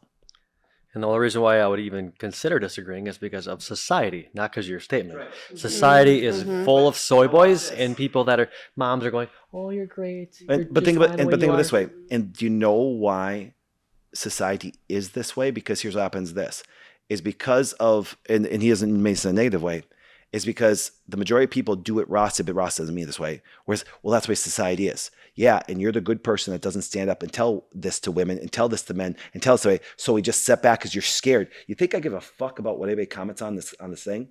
I have fuck you money. I can go out and sit in Hawaii the rest of my life. And people say, well, no, you wouldn't say that if you weren't rich and couldn't do this stuff. Yes, I did. How do you think I got rich? I told people the truth because I was like, and it was the church and other people that said, don't do this stuff. And I'd tell them to fuck off too. See, so, and you know what's really funny? And you know who loves my message the most? Women. Because it gives them the okay that they don't have to try to keep up with you. Is that Jay's place? Jay Barrett? No. Oh, okay, got her. Yeah, because I remember Jay started thinking this way. That's why I had to ask you about that way. So anyways, comments. Yeah, I just want to say, when you go to Hawaii, in this analogy, take me with you, man. I'm with you. Well, and I think society pits men and women against each other, and that is not what we should be doing. We are a team. My husband is far more able to handle stress than I am, 100%. And that's not saying that I'm less of a person, than my husband. No, he can handle, let me tell you, he cannot handle our 4 teenage daughters all at once for a very long time. Cannot. He has to, okay, I'm checking out. That's your thing. I can. Can I ask you a question? And I want the other women to comment, and guys, you can comment on this. So let's say your husband came home and he's like, I just had a rough day, and he gets all emotional and vulnerable. See, you already know you're smiling. So what's the confidence and sexual attraction you have to that man at that time? Oh yeah. There wouldn't be any sexual. It would. This be concept that feminine and actually feminized men are saying, be vulnerable, be stuff like this. And then you talk to real women. Oh, Dana? Oh, yeah, no, not hot. Yeah, it's like. Now, I will say, there is an intimacy part of having vulnerable conversations with your spouse where you're intimate. No. And vulnerable, yeah. Is talking about honesty about the intimate things. But the concept of vulnerability today is it just cry, just by nature. You women always check against you, and stuff like that. It's like, listen, now here's what happens. And if you go to a buddy and cry, it's going to sound funny. A buddy be like, hey, cool. But then you say, get your shit together. A man can handle another man crying to another man compared to a woman handling a man to cry. Because that's the provider. That's the protector. That's the person that's supposed to, if somebody breaks in, is supposed to do this. I tell people, I love the movie Saving Private Ryan. It's really funny because if you look at the first scene, if you notice they're bringing the boats up, there's some guys that are in front of the boat ready to charge, and there's some in the back of the boat crying. We have more back of the boat crying men today. And they're wrong. Some of those guys just remember, flopped down, they got shot right away. But they said, I gotta go. I gotta attack. And there's people sitting there crying in the boat. And we're accepting the crying in the boat. But who's going to win the war? Do you understand? And because our good people, even now it's going to sound funny, there's a lot of good people sitting crying in the boat, thinking, well, Dr. Flynn will do it. And our people will do it that way. No, you. Do you understand? Numbers always win. And so therefore, I just believe that, once again, the concept of how vulnerability in men instead of going, I'm like, hey, listen, I understand. If I was in war, I'd be like, I understand. And I could be darn right scared. Society is definitely trying to change the roles. But I'll tell you right now, the more masculine I become and the more of a man I am, my wife, watch, I used to think she's strong, she's tough, and she is. But because she has to, but the more I step up and do what I'm supposed to do, watch how the nurturing part of her comes out again. And that's the way it's supposed to be. And that's okay. For whatever reason we decided to go, that's a whole other conspiracy we can talk about, but that's probably a conversation. But think about it. I mean, I would say, is that the rule that the more man you are, the more alpha you choose to be in your family, the more your wife can draft out and be the way the way God created her to be. Polarity. You have to have complementary opposites. The more masculine you are, the more feminine she has to be. Awesome. When we're depolarized, that's the problem that we're running into in society, because women are getting too masculine and men are getting too feminine. Going back to what you said before, David, too, you were talking about a lot of women in business that that are successful and you like competing with them and everything. And that's great, but remember that they can't have a successful business unless they run it in a masculine way. So they're doing that all day. But how good are they at flipping to the feminine when they get home? Because they can't carry that home with them. Depends on the man that they're going home to. True, I'm talking about 80% of relationships. I'm talking about 80%. I know, but that's the thing, right? We put these comments out there, and I'm thinking we don't know the variable. These could be women that dominate all day long and have a husband that goes home and dominates. That's his kingdom in an essence, right? And she might be able to actually just go right into her feminine, right? So, I mean, the polarities possibly do exist. Oh, and like going back to society, I mean, what kind of a screen or some of them putting up? And that goes both ways. I mean, there's men that need to be stronger and they're not, but they're acting that way. But it's because society's telling them to do that. So, and that's not fair. There's a smoke screen. So there's men that maybe aren't as strong as they should be, but they're acting that way. But it's because society's telling them to. That's their expectation. So they're almost faking it to make it. And I think I think it's to the opposite today. I think they're allowing men not to be men, because if you're around me, you're either going to turn to a man or you're going to run, and you're going to run to a woman and talk to him about that. Do you understand? Because then they'll give you the nurturing. It's okay. You don't have to do this. I'm like going, but she's not going to fuck him, and top, she's not going to marry him, but she'll be a friend. And then the girls' friends own guys like that. Girls don't screw guys they like. They screw guys they respect. Dana, Duck said the F word. Yeah. Oh, the Christian community, they hate that. We can take it to HR later on. That's right. We're just going to escort you out. So because going to happen. Because don't you think they said, here. and the one thing is this, and I love that, Dana, you pointed out too, because here's what happens: the women that succeed even in business is mine, and I have very successful women that make 6-7 figures and things like that, but it's not the feminine traits that make them successful. They actually take on the masculine traits of competitiveness and aggressiveness and things like that. But I get scared for them. I always tell them it. And you think I'm joking? They love when I help them, help other people around them help build their business. Because you're a business owner, right? You understand how stressful it is. Oh, yeah. You know what I'm saying? And that can affect you both physically and mentally. It does. That's my point. And you have a successful business and you're great at what you do. I know what you do. But here's what happens this. If I could put a team around you being a provider and protector, you could still flourish in your gifts and your God-given gifts, even from a business standpoint. But if I can build a team around you, what would that happen if I gave you help to make a business more successful? It would actually push me to be where I want to be, which is not running a business, relaxing, taking care of my house. But doing this. But here, let's say this. And let's say you take a wonderful aspect of your house. You might even have a desire to do good work outside the house. And there's nothing wrong with that. See, people have this concept, I think women want to be in the kitchen. That's not true. That's not true at all. What I'm saying is you may have massive gifts that even the world and society can benefit from, but you enter society, you better take on masculine characteristics or competition will come in and beat you. And the sad part is this, and you ask even a woman that even if they pushed hard like a man, it'll physically make them sick, it'll mentally make them sick. And the sad part is this, and as they get older, they want to slow down. Even women that succeeded at a young age, they want to slow down. And sometimes their fertile years and all the things that pass them by. And just like the good-looking Miss America girl that I know, guess what happened? She's like, now I'm on my prime for having babies and being those things. And now I did all these things that seem masculine. We had this conversation today, didn't we, guys? It's like, it's kind of funny. I said, listen, ladies, anything that's easy is not looked at valuable. If a guy sleeps with a bunch of girls, he's looked at the man. You know why? Because it's hard for a guy. And so another guy goes, dude, how'd you do all that? Women do it. It's really easy for them. I'm going to get you 3 women t-shirt, okay? And it's going to say, I want sex tonight. Ladies, Tara's like, you won't, and I'm going to send you over to Dave and Buster's. And you're going to wear that t-shirt. How many guys are going to come up to you? Probably more than one. Yeah, that's the point. I'm going to give you the same shirt. That's my point. He's a pervert. So therefore, and if you did take a bunch of girls home, all the guys are like, dude, how'd you do that, man? That's tough. But to a woman, it's not tough.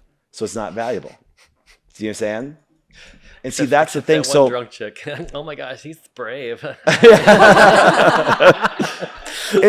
and so coming back to this, and see, I love that you said this. It's like, so, but if women enter society, and this is what's happened today, women have entered society and tried to create it to be feminine.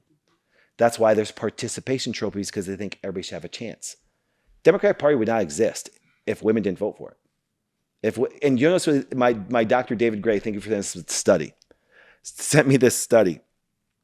Sorry, this is meant to talk about reality stuff, and then we're gonna get to the next one. You're gonna use your question because it's a great statement. But here's what happens. He sent me a study, and this has been studied many times. I just love that he's a young businessman trained to be a great masculine guy that go out and crush it. And he sent me a study. He goes, Doc, he goes, is this true? And I said, he goes, because I think it's true. And they did a study on good-looking women and ugly women. And sorry, there are good-looking women and there are ugly women. There are good-looking guys and ugly guys. But an ugly guy, if he has his mind, muscle, and money together, he becomes more attractive. If a woman has a bunch of mind, muscle, and money, we don't give a shit. We care about what? Sexy, serene, and support. See, you even laughed. You liked that, didn't you? So that boss bitch that may be crushing it business-wise, we may like her because she makes us money, but we don't want to fuck her. Even if she's good-looking. Do you understand? Only a simp wants this. Only a guy that's a beta boy, guy that actually doesn't have the confidence in himself doesn't want to do it. Soy latte pussified beta male. Thank you. I haven't broken that one out in a while. But the It's been a few study, now get episodes. this, the study was kind of funny. They divided political parties, and they actually based it on looks. Ugly girls voted more what? Dominant. Because you know why? Because in society, which I think is true. I mean, I'm sorry, Ross, Dane's going to find you a good-looking woman. Do you understand? And guess what happens? This, and they're going to by nature present more value to a guy because sexy's number one. Do you understand? But you can really win a guy by that being his biggest support. Wait, we're good at this. But here's the point. And he's like, is that so true? I'm like, yeah, it is. And if you look, and therefore, when women don't get a chance, because if anybody thinks that looks don't have anything to do with business, they're lying. The pharmaceutical drug companies do not send 300-pound women to the doctors. They don't. We all know this. It's even a joke. They don't have sex parties with 300-pound women. It's reality of it that way. Sex sells. And that's why you see Victoria's Secret having obese models. People are like, I walk by, I'm like, girls, my daughter's told her that is not sexy. That's unhealthy. That's horrible. And guys don't like that. Didn't I hear something about obesity is now, what was it? It was If you say it's related to probably racist now. No, it was something about politics. Like, do you know what I'm talking about? What you're talking about? Come on, I just tell me listened to something me. about it. Yeah. It's like fat liberation or something like that is what they we called don't it. have to celebrate people being fat, Yeah. but it has Because to be it's just a different kind of person is basically what they Speaking of that, something like that. I think it's time. Holy crap, because we went long on that subject. What do I need this for? Your statement. He knows what Yeah, it is. Oh, you? Oh, okay. Sorry about that. Just wanted. No, I knew I'm you're like- organized. I'm You're like, great. what am I- knows. Wait, this is Ross's Why are we statement? on Facebook? Yes. I disagree. No, not on Facebook. We're live. for a woman. It's my Word document. Yeah, looking for you for a woman. All right, so let's do this. So good. No, so first of all, Ross is going to just one for the audience. Once again, if you guys have comments on there, which you want to make a statement, and no joking, if you do leave a statement, I'm going to use your name and stuff like that, something you believe and things like that. So we want to do this, and Ross came up with a good statement, and we're just like this. Instead of me saying it, I get the chance to say I agree or I disagree on this one. So Great. So I'm going to set this up a little bit interestingly. All right, based on all of this conversation, this is going to be kind of fun. But so you're going to agree or disagree, and then before we get into the why, I want you to guess what you think where I stand on with it. Okay? All right, so based on all of this, women should initiate sex in the relationship. Disagree. I'm actually going to agree with that. okay. I disagree. I hemmed and hawed a lot, but I disagree. Disagree. Well, originally I wanted to say agree, but I'm feeling a little bit more pulled to the disagree side now. No. So you're going to stay with the agree. So you originally agree, but now I'm feeling. So let's just go with your non-feeling. And have her statement. start her explanation Yes. now. Well, so what's you nodded your head and disagreed. That's you. Actually, do you know you taught me that? No. You say, that's see the exactly. thing. You say I do no. that all the time. That's No. said. So this is I took a characteristic from him, not there. So yeah, see. All right. All right. I think Tara. I think Ross. You can go with her. Tara, please explain why you agree with women initiating sex in the relationship. Well, I feel like my job as a wife is to also make my husband feel wanted, and so I should be the one. I should be the primary one to do that. And I think for him, if I initiate and make him feel like I want him in that way, that like I'm doing my job, even though I will say that I hate it. I hate it because it doesn't make me feel like I want to feel wanted as a woman. So All right. Let's cut it off with that's that. why, yeah. All right. So Travis. Well, I know when I want it, which is often, and I also like to chase.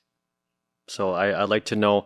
Well, I like it when it's, hey, how you doing? And then I want to go after it, and that's fun for me. I like that. It's a chase.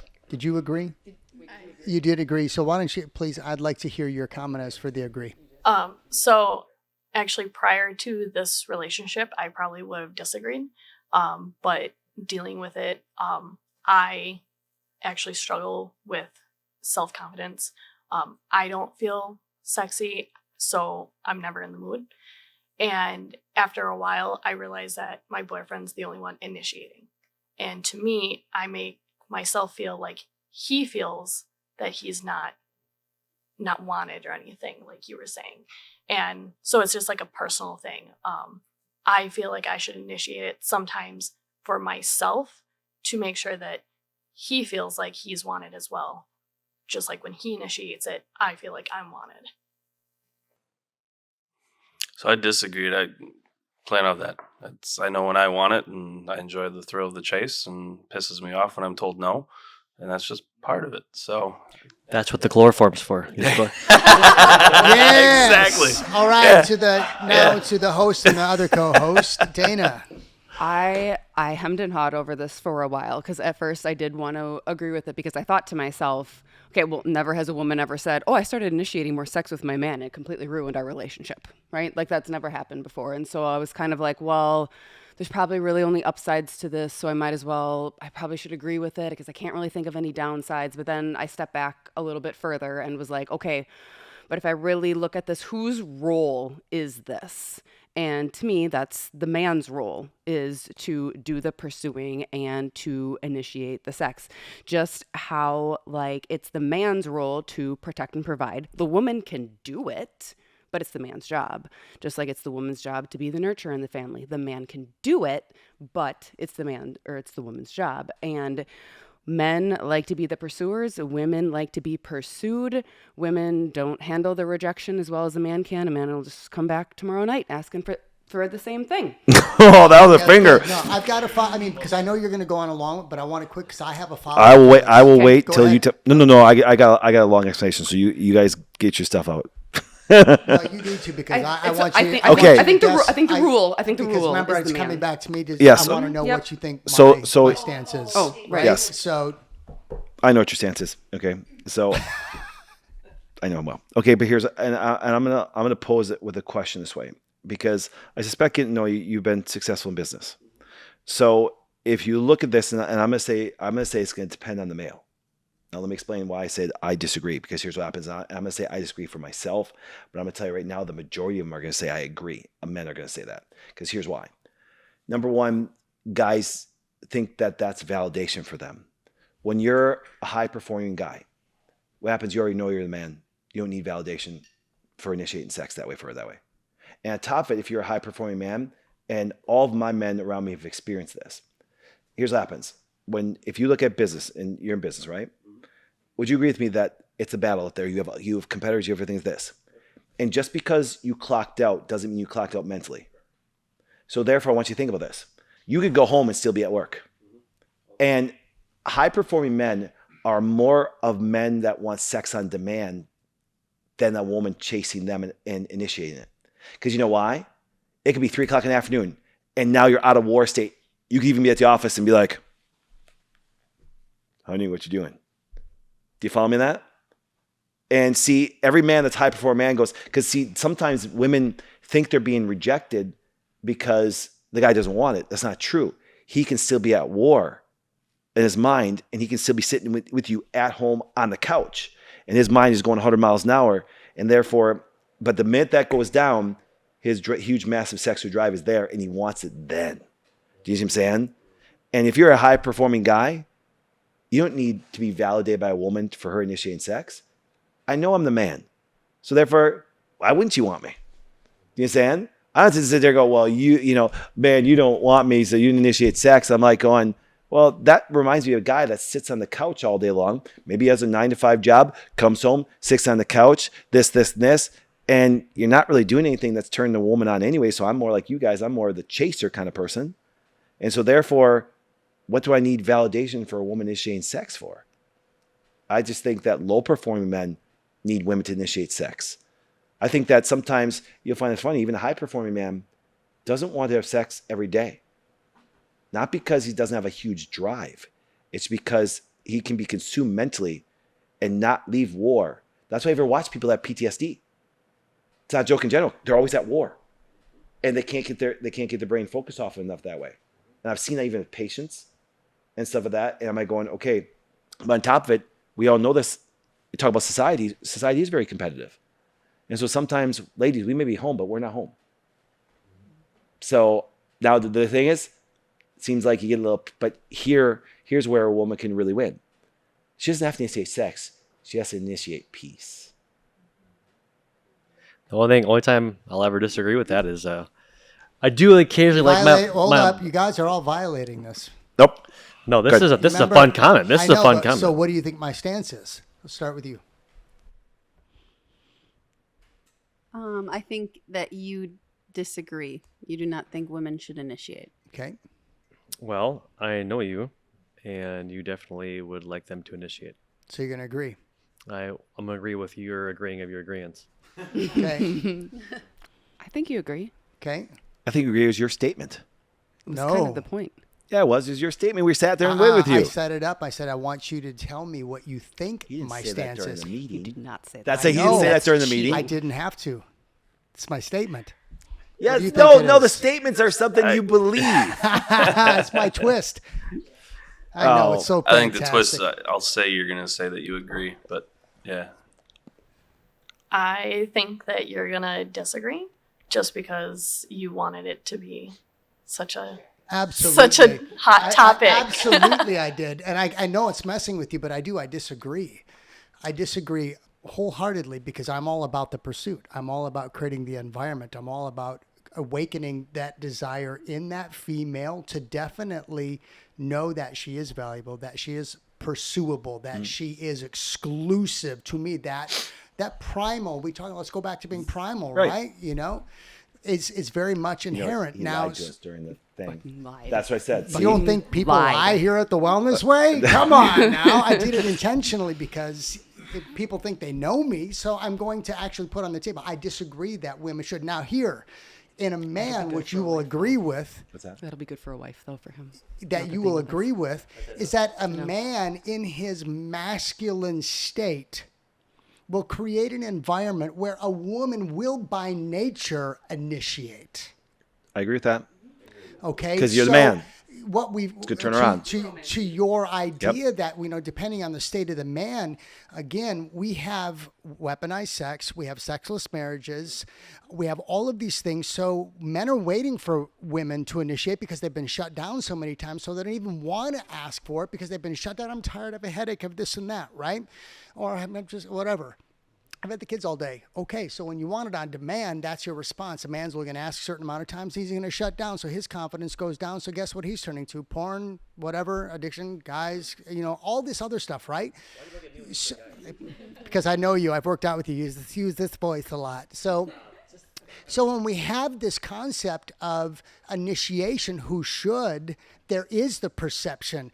Of course, guys would love. There's not a guy at this table that I would call you a liar to say that I don't want women to initiate. Be full of shit. If your wife initiated with you, you walk through the door tonight, she's standing there, and all you hear is, "Let's get it on." You're going to tell me that would be like, yeah! I'm not going to say no. I mean, it's going to be the best 3 minutes of your life. No, but I think the one-off, the exception is I love when Sarah will surprise me. But why in is she her way doing that- it, though? Because you created the environment, and she feels safe enough, and she feels sexy enough to initiate. Now, but that's, again, I know I speak to the, I think that's... You're speaking to the masculine, actually. That's the rule. I mean, that's the exception. That's not the rule. Well, no, but see, that should be the rule. I know, but see, because that's one things that we do, and that's why the statement was women should initiate sex.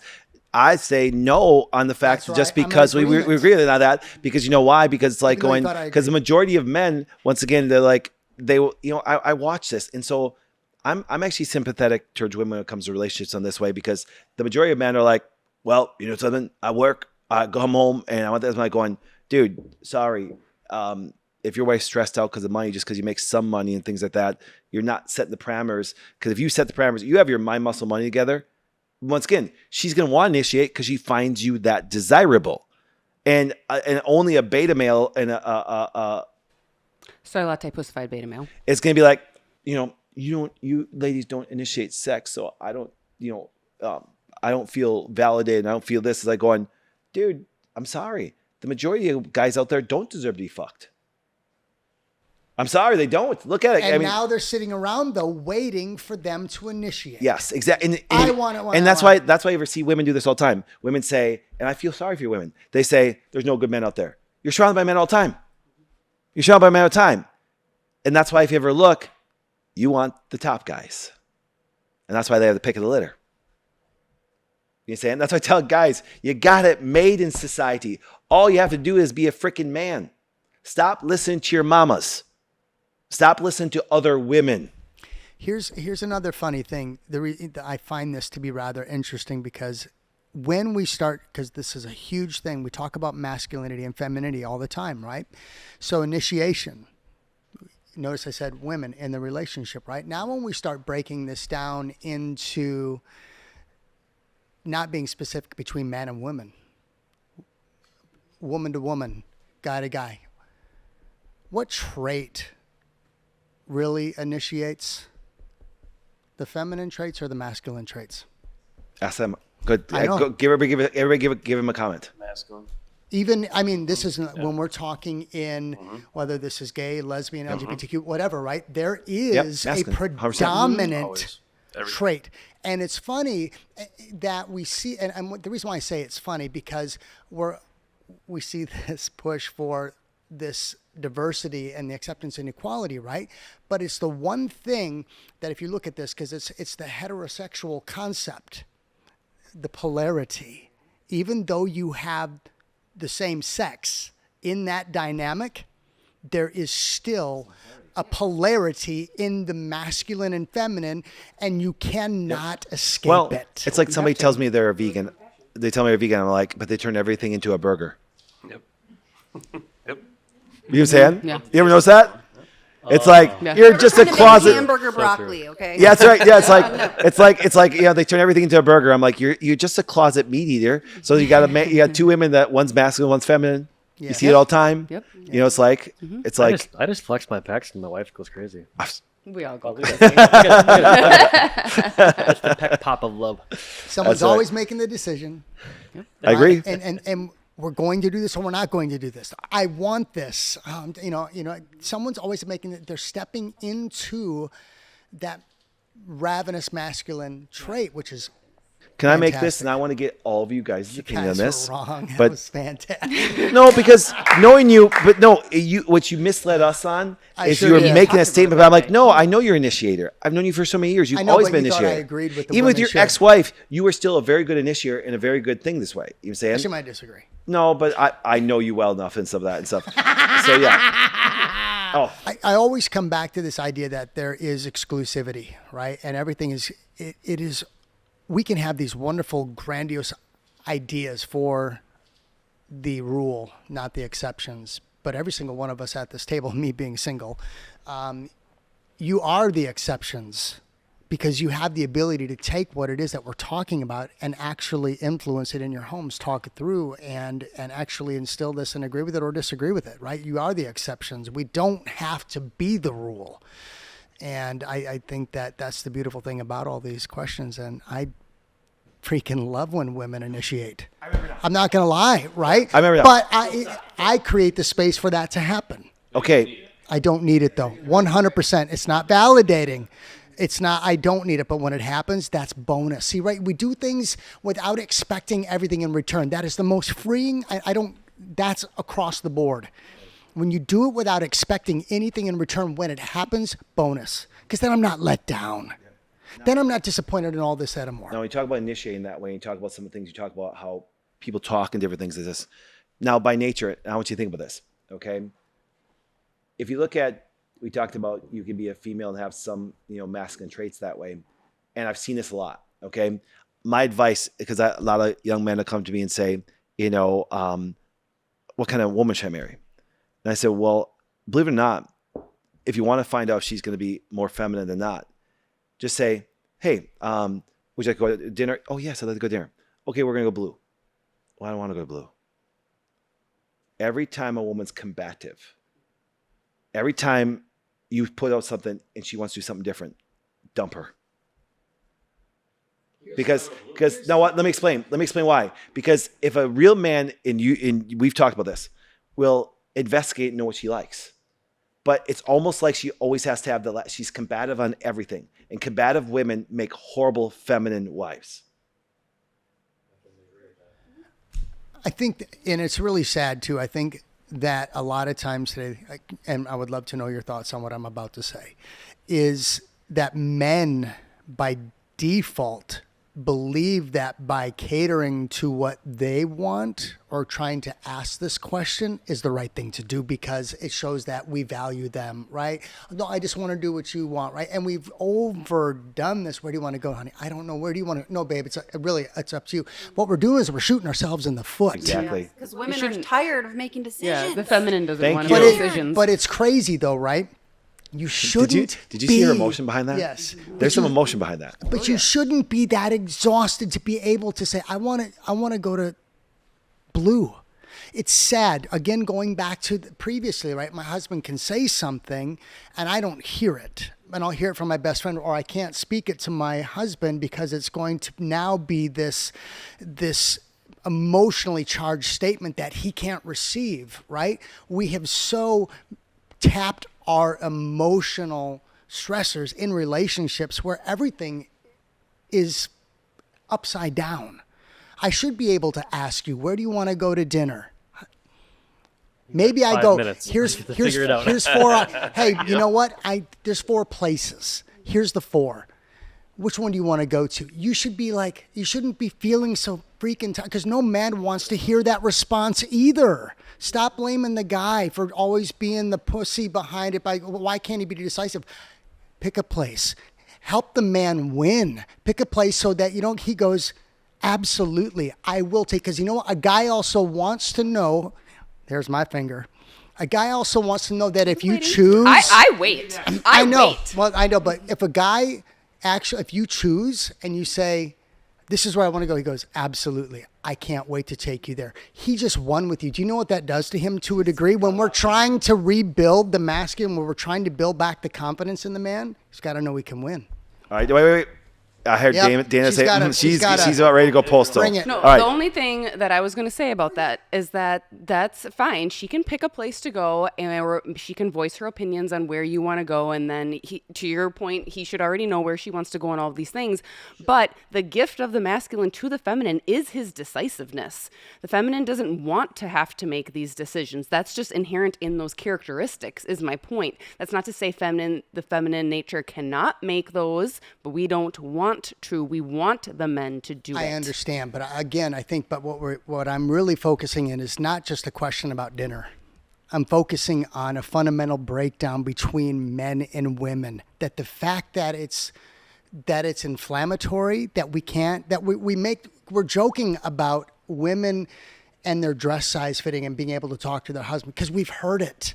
We joke and we make fun and we laugh about a stupid ass question about where do you want to go for dinner? Well, my husband, he's always out because you can't make it because it's common. It's common, but it shouldn't. It's God bless America, right? It shouldn't be an inflammatory question to ask because you just want a man to be decisive. That has nothing to do with decisiveness. It should be inquisitive. We should know our women, and we should. You know what? You know where we're going tonight? Blue. I'm not ready. What about the kids? What about the? Well, now we just effed up. I will say, so I'm actually divorced myself. So I've had a previous relationship other than my current marriage. And I Can will I say something though? Sure. I know her ex-husband. He was a Soy latte pussified beta male. Do you agree? and I know who that guy's married to now, right? I think. Well, and Oh, I mean, I mean, because that's Anyway. right. But I was going to say, I remember one time my ex-husband, he got a babysitter. He had my mom come up. He planned dinner. I came home. He said, we're going here and everything's taken care of. And I was just like, what? That was like the best thing ever. All I had to do was get dressed and fix my makeup, right? You know what? Lord, strike me down if I'm wrong, but I can't think of a time where my wife was like, I just don't know where I want to eat. She's always so excited to get up and go eat. I've had previous where that wasn't the case, so I can definitely relate to what. But Sarah, by the way, we go to the pharmacy, 2525, West Mason Street. Stop at any time. But seriously, she's never had that. I'm pretty lucky with that one. But see, you're intentional. Everything about this, I think everything that we're talking about, and maybe I'm embellishing a little bit more because I'm probably not going to, be on these for a long time because of my, career change, is the idea that everything is intentional. What we say, our why, to be able to disagree or agree in what we are doing in our home, if we're looking for the response on a sexual level. If we want our wife to feel safe and feel comfortable and feel sexy, that man has to be 100% intentional with awakening that in you. So question. So what do you like emotionally if your boyfriend's very decisive? Like, do I like that or? Yeah. like, Honey, how's it make we're you going feel? dinner. We're going to go here. This. Do you get dressed? Yeah. I'm kind of on the fence on that because I'm also like when I crave things, I want that. So if he wants something, he goes, "Hey, how about we go here?" And it's like, "No, I want this." But on the flip side, when I go, "Gosh, I'm hungry, but I have no idea what I want," and he can go, "Well, how about this?" So I like it both ways, Yeah. but having that where he does step up and be like, "You know what? This is what we're doing," and then we go. You need to track your cycle and see when those cravings are coming up, and then you need to tell him That's right. that's what you need to be doing. That's gonna be Because that's that's a tricky Write one. that down. But I what bet about what's going this? on. What if she actually defaults to what he wants so that when it comes time to what she wants, he sees the value in the fact that she gave it up, right? And then he therefore brings equity to the table and does it back as well. Versus, this is what we're doing. This is what we're doing. This is, I think but the that's masculine. like a rule, and exceptions are. we're But hoping. I think the masculine. This is just me. Correct me on this, but maybe I'm just speaking personally and stuff like that. Is the pursuant of wanting to have a female in your life. The pursuant is you're going to understand what she likes and what she doesn't like. You're going to understand what she wants and doesn't want. Do you understand? But I'm still going And- to ask, where would and- you like to go to dinner? Because there is something about asking and then giving them that. But I think What what if you happens phrase though. it instead of like, do you have a preference on where we go to dinner? Otherwise, No. you have No, I think- decided. I think no, both- because then I don't know gotta, that I want to make that then I got to decision. No, jump but through I that think- hoop to but to I learn think how to I communicate think I have with an you. I'm answer for saying, both of you where guys. can I take you for dinner? Because you'd want to decipher answer. You want to give them options. But what No, I happens is- want both. No, I but, want but I both. say this: I think if you're going to ask her, she wants to go, you give her 2 places to pick. You would say, "Where'd you like to Yeah. go?" You leave that open ended. That's a 25-minute discussion and stuff like that. And you're Yeah. driving towards one place. No, I don't really end that one. It's like, and then No, you that know, I conversation's think it's happening two before would we be a leave. good Fool or chives. That's happening before Yeah. we You understand? leave. That would be something that'd be nice because she might be in the mood for a steak Yeah. instead of fish. You saying? Yep. Or it is in. It's like so. Therefore, because I think if you just, I think that if you just is like, okay, what's your options? Oh, I don't know, and then you're gonna get very irritated because it's being so indecisive on things. Even though you're right, they said that. So do you women like options to be is good. surprised? Or do you want a heads up? Especially if we're talking about women who are potentially now maybe more stay at home, right? Getting back into this idea of what women would like to get back to, and they've got the kids and they have all this stuff. Do you I want need to a be little bit- surprised? I mean, I can be surprised, but then I need a little lead time. Okay. Yeah, I think Because you have to fix your hair and makeup. Yeah. So a guy can't just walk through the door and say, "Get dressed, let's go." guys like I mean, surprises. yeah, sometimes. Travis likes when Sarah just pops in and says, "Hey, want sex?" Surprise are fine for guys. Women, I've in experience and just knowing and speaking to women and doing hormone cast seminar, women don't like surprises. They don't like surprises. They don't want surprise. They don't like adventure. Rarely. Guys love adventure. Do you understand? Women like to have. Okay, listen, honey. Hey, honey, you like to go on a date tonight, but it's 8:00 in the morning. Do you understand? 8:00 in the morning. And that's when he should start romancing her. Anyway. Exactly. So the process starts that way. So I had this. It's so idea is that it's not really a surprise, even though you could have been just for that day asking her an hour before. It doesn't mean she was there, but she'll have more anxiety about, okay, wait, no, with the kids, I get ready. No. At least even if she even had the plan where the kids went, she has all day to think about it. And then guess what happens is by asking her in the morning, she's now going to think about it all day. Just like if a, just like And be a, gu- excited- just and like be if a girl excited 'cause says, it's a date. just like if a girl talks about having you, hey, we're gonna have a good night tonight. He thinks about it all day long. Yeah, my ex-father-in-law, who I don't ever really speak about. I mean, it's not because I just choose not to, right? It's not a bad thing. It's not a good thing. It just is, right? He talks about this stuff in spades. It's the idea that a woman is the slow roaster and a man's a microwave. Great points and great topics and all of this stuff to the idea that you start at 8:00 in the morning and what is she thinking about all day long? Absolutely. So Sarah and actually Friday, it's Friday, we had Costco, but I told her we're going to Costco and I'm going to buy some steaks at Woodman's and I'm going to make them for the family and have a bonfire. We're going to spend time together all day. She was all giddy. It helped bet that she she was in was. week 2, but it definitely, she was all excited. But for me to just spring it on her, she's got to process that and she don't like it. So I think for the new audience, because everybody's like, what's week 1, week 2, week 3, 4? Okay, I've come up with this. It was one of the greatest things I ever created. I always said, and this we talked about at the beginning of the podcast, is a woman's hormone levels are different 4 times in the month. So I say when you marry one woman, you marry 4 different women. And they're psychologically and physically different. That's why, no joke, I've done this to women that work for me. They will have different emotional and decision-making things based on when they're in their cycle. They see the world differently week by week. And that's why I'm like going, that's why I kind of giggle when women say, I'm going to keep up with you. I'm this. No, you're very emotional during some weeks. And actually you're a little bit more reasonable during other weeks. And if I catch you during those, and you have to make a business decision on an emotional week, you could fuck things up. Do you understand? Just like if a guy makes emotional decisions, it fucks things up. It's because once again, there's psychological and physical change that happen. That's so people talk about week 1, week 2. Week 2, we call it the man zone because she can actually have a very high sex drive and very, but she can even be aggressive. She can have more of those characteristics too because her testosterone levels start to peak up a little bit that way. And that week she might initiate. Yeah, she might.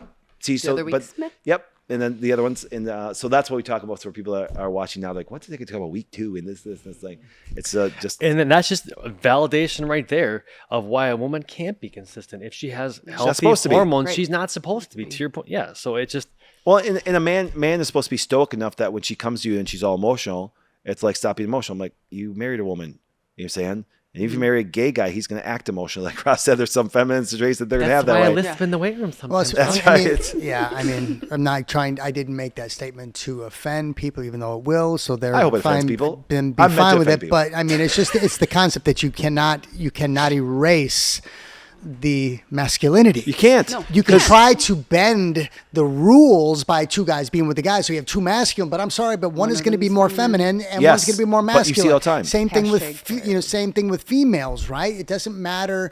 Even if you try to do gender, reassignments and all this other stuff, there is still going to be a masculine and a feminine trait, and one will dominate. It doesn't matter. And it's absolutely mind-boggling. to me. When did we as a society stop celebrating men and women and their differences versus trying, like, The there's woman that movement. word, Yeah. word feminist equality movement. versus Feminist. equity, right? Feminist. Like, right. When men Feminist. went off to war and you put them in the factories to try to offset Yeah, the but the- job of them. I mean, it But the was majority of women, necessary but it was at that necessary. But the point in majority of women time, but wanted that to go was a back to where they were. huge- You know what I'm saying? And it's like, and that's why I know it sounds funny when they wanted the aspect of equal outcome. Do you say? Because we have a lot of minority tyranny today. Do you say? Because the vast majority of women, you guys even comment on it that way. If you were given the situation for the environment for you to succeed and be at home, the majority of women would, especially during those, if you look at this, and I'd like to hear the opinion of the three ladies here. And actually, our studio audience can actually, again, you guys can't see them, but there's women behind here. If you think this way, if you think about, the most important years to a woman, I'm sorry, it's going to be from 18 to 35. Because when my grandma died and she had 10 kids, do you understand? Do you know that woman's legacy is based on all that generation sitting there? They never asked what grandma did for a living. Not one person. But when grandpa dies, and she died at 93, 94, my grandma's grandma. But my grandpa died. He's not in the coffin, and everybody's going, yeah, but wasn't grandpa? No, everybody was here. Like, no, grandpa took care of everybody. Took care of 10 kids. The conversations are dramatically different. And so therefore, that's where the situation comes in that way. So, it gets very frustrating that society has done this way, because if you ever give a woman the opportunity, the majority of them say, no, I'll go back into those feminine roles because they feel like they're supposed to feel. Because if you look in those and remember, that's one thing. Why can't we highlight? It's almost like if a woman says, you know something, I want to have lots of babies. I want to take care of it. We are conditioning young ladies for college. I'm sorry, the majority of women don't want to go to college, shouldn't go to college. And top it, what the fuck have women created? All this bullshit degrees. Sorry, lesbian dance down in fucking Marquette, Wisconsin that way? All this dumb shit? Sorry, they create these stupid degrees that mean nothing and don't make money and then end up in debt. And who holds most of the debt in the U.S.? Not men, it's actually women. Because you're emotional, it's easy to manipulate you. That's why it's easy to manipulate you guys in politics. Because all I have to do is create an emotional story that's compassionate. You know something? Tara, we dealt with this. You know something? You need to get vaccinated and you need to actually put a mask on because you're going to protect my grandma. Fuck your grandma. I don't give a shit about any of you guys' grandmas. I give zero shit about, just like you don't give a shit about all the kids that died in Africa from starvation today. The farther away you are from somebody, the less you care about them. And if you can't feed your family because a bunch of, and I say it's Democrats, because that's the Democrat, actually, if you think this way, Democrats sound more appealing than Republicans do. And once again, and just by nature, because Republicans say you're responsible. Democrats say, I'm going to take care of you and be compassionate to everybody. If you're that compassionate, then guess what happens? I'm wealthy. I'm not giving my money to starving kids in Africa. I'm not. Because I give more care about my kids than kids in Africa. And every Christian person, except for the over-spiritualized ones that act like that when they can't pay their bills. You're saying, I watch people, and that's why I can't believe that even men put up this way. Men put up with the stuff that happens that way. It's like, it doesn't fly with me. And you made a statement, we're conditioning girls we're conditioning girls to go to college. Yes, because here's what happens. But how many of us here who have daughters are probably sending our girls to college? Because the majority of them, for the careers that they have and the stuff that they're doing, they don't need to go. Even guys don't need to go. We're conditioning society. And the worst part is this. Now watch But this, then why ladies. are we doing it though? Because if we're trying to challenge I'm not. societal, you're not sending your daughters to college. I'm not training my girls up if they don't want to go. I'll guarantee Right. I guarantee I have Okay, 2 out of 3. that's what I'm saying. Because if we're saying society is training them to go to college, so Yep. I'm just trying. Are we saying they shouldn't? And I'm not saying most of the guys shouldn't go to college either. But here's my Right, point. respect, But a guy, yeah, here's what happens absolutely. this. I was looking now, for Ross, context, you're yeah. now I'm gonna ask you a question, and I know you're Yep. gonna answer this. You're gonna be 40. You're gonna be 49 here quick. Okay. Yes, I am. Let me see the question though. Quick, but Let me I'm see the still question. not. just because I know this to you, because I know what kind of dad you are. If you married a woman that was in her fertile years, would you still have a child? Of course I would. That's my point. Now here's what happens this. But you can't marry a 49-year-old and do that. Good luck. You You're can't. so out of touch with what kind of a You woman can't. I want. You can't marry a 49-year-old woman and do that. You have to go for a what? An under what? 35 woman to do it in a great realm. And if you look at it this way, and what women are going to be known for are their legacy generations, not their handbags like the Miss America girl I know that actually has money. Now she wants a high value guy that's like, fuck you, man. You may be good looking at 40, but I'm 40 and I'm a top tier man. I want a 30-year-old that can reproduce. I want purity, youth, and beauty. Sorry, ladies, that's what men want, purity, youth, and beauty. If you're ran through by a bunch of guys, we don't want you. And guess what? For a guy that can't get sex, he'll take anything because he's just getting it. And that's why women's egos are overinflated. Because what they do is there's some guy that will always screw him because he's not worthy enough. Think about that. And see, that's where our society has gone that way. So the idea is and if we're not telling people, say, listen, ladies, your most valuable years are 18 to 35 to establish your foundation to carry on past that. Now watch this. Now here's what I think is a little bit different. I differ on this. I'm going to just use Erin Walton. She's here right here. Erin Walton, guess what? Daughter gets married, owes daughter in 2 weeks. Has raised great family, great wife, great husband. Like you talked about Christian, as you talk about there, her husband. Now her kids are basically out of the house. Now guess what happens? Her main purpose is going to change. And she's our lead journalist. And so now career-wise, I think that's the best time for a woman to really pursue purpose and things like that, because what's a greater purpose? I'm sorry, if a man, even if a man has a role in the family, but you gotta admit, man, when even I don't feel good, I'm not going, hey Travis, I don't feel good today. You know what I'm saying? Do you want to talk about it? Yeah, exactly. No, you think this way, by nature, when you want to be taken care of, you're not calling a man. Do you know what I'm saying?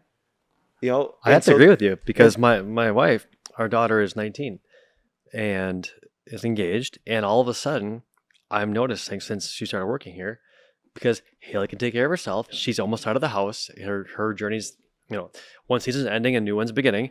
But now Sarah is staying late. She's grinding. She's working on herself. And it proves your point, at least in my situation, that you're right. I mean, Sarah has changed dramatically from just being a mom and a husband or wife, excuse me. That's weird. Anyways, to now it's her focus is now being turned. Okay. People don't forget. She's turning to be a more professional woman now, which is awesome to see. And that actually is kind of hot. How old are your kids? 8 and 4. 8 and 4. How old are your kids? 9 and 10. Yours are all teenagers now? Okay. Now think about this. For your daughters, do you want them to become mothers? Absolutely. Which is funny because I just had this conversation with my 16-year-old because she made an offhanded joke about how she's just going to marry a rich guy and she's going to take care of her kids. And at first my initial thought when that came in was like, no, you can't, don't talk like that, right? That's what I'm thinking. But then I'm like, in a few seconds later, I'm like, that's what I did. I took care of my kids. I was a stay-at-home mom and it was the best thing I ever did. I would never give that back.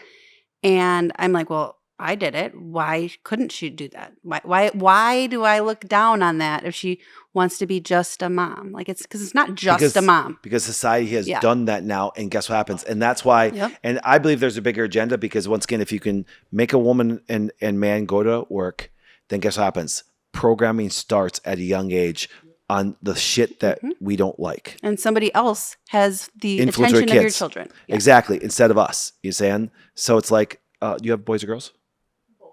Okay, both girls. Okay, do you want to have kids someday, or do they want to see? And so therefore, there's a window of opportunity. That's time.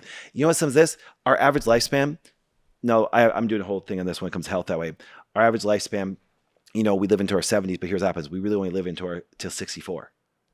64, we take such a bad crash that we can't even really fend to lots of ourselves. That's why statistically, the last 13 years roughly that we live, it's not really living. That's why old folks' homes are all-time high. Okay, now, but get this way. Ross could be 60 when he finds a woman of his dreams.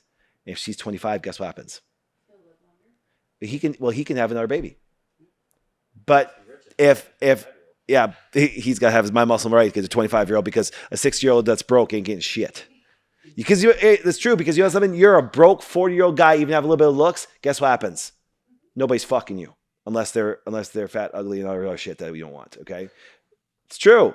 Now, if you're a woman and you're broke, but you have your sexy, serenity, and serene, you still have you still have a lot of things that guys want. You know what I'm saying?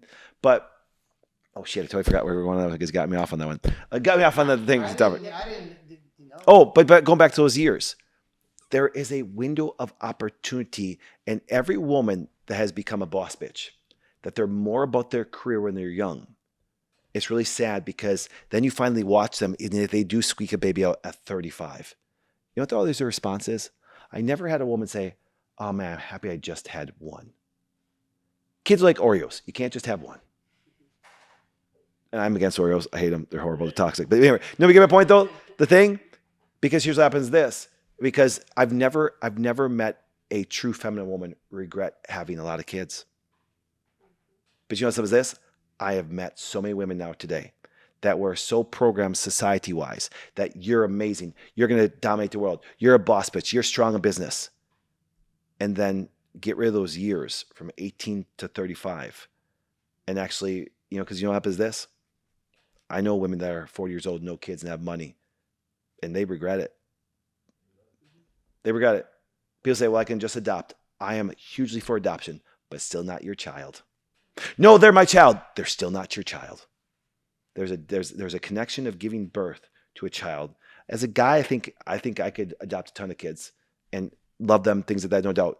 But to a woman, there is a connection in them when they grow inside you and they do all the stuff that way. You can adopt, but it's still not the same. Still not. Okay. Oh my goodness. Yeah. It's already 9:30. Comments on that last little rant there from anybody? Well, I just one little funny comment about how you said you've never met an older woman who wishes she didn't have children, right? It's kind of how I've never met a woman who has not vaccinated who has said they wish they did. Right. Never. 100%. 100%. Yes, Aaron's clapping on that one. And once again, Tara, it's really funny. You have started and produced a wonderful organization. And once again, and I would consider you that you can bring on those male characteristics, and you've done a great job, but it also made you tired. And that's why I fought with you. That's why I donated money. That's why I did the things that way, because that was my way of supporting that process, because my time is limited too and stuff like that. And the idea is this. And that's why if you ever look at organizations like that, they got to have a strong male leader to go to battle and war on there. Do you know what I'm saying? But the sad part is this, because the majority of men, like Ross talked about too, is the concept of allowing men not to be men. That's why women had to step in that role. And that's why I was so frustrated that when we spoke at political things, it was all women sitting in the crowd. I respected men more when they showed up because they were willing to fight. And so it's quite crazy that way. So thanks for everything you did there. Yeah, absolutely. You saved a lot of people. It's fantastic that way. Team effort for sure. Absolutely. In a way, she's kind of partially responsible for this because, I told her if it wasn't for that, there wouldn't be this. And then, well, because I knew Dana before that and stuff like that, but when Dana said this, I was like, okay, she's going to be able to say things and stuff like that are going to make an impact that way and that way. And then obviously, Ross being a master of words, it's always good having him here and getting those insights in there. So first of all, I want to thank everyone you guys for coming today. Now what I'm going to do is I want to go around. I want you guys to give some final thoughts, take as long as you want and stuff like that. But like I said, let's start with you and then we'll go around and give some final thoughts, saying, is there anything, I always tell people, one thing I'm hoping, I'm not hoping to change anybody's mind on here. I'm hoping for them to either be able to articulate what they believed, even if they believe different than me, be able to articulate and give the opportunity for them to say, listen, verbalize it, go, do you ever notice when people sometimes say it out loud? They go, that didn't sound that smart. But in your own mind, it sounds Every smart. day. You know what I'm saying? So the I disagree allows people to discuss and even have very different viewpoints. But guess what happens this? You can do it respectfully. You can do it cordially. Yep. And therefore, as long as somebody doesn't force their idea, Tara, we do this all the time.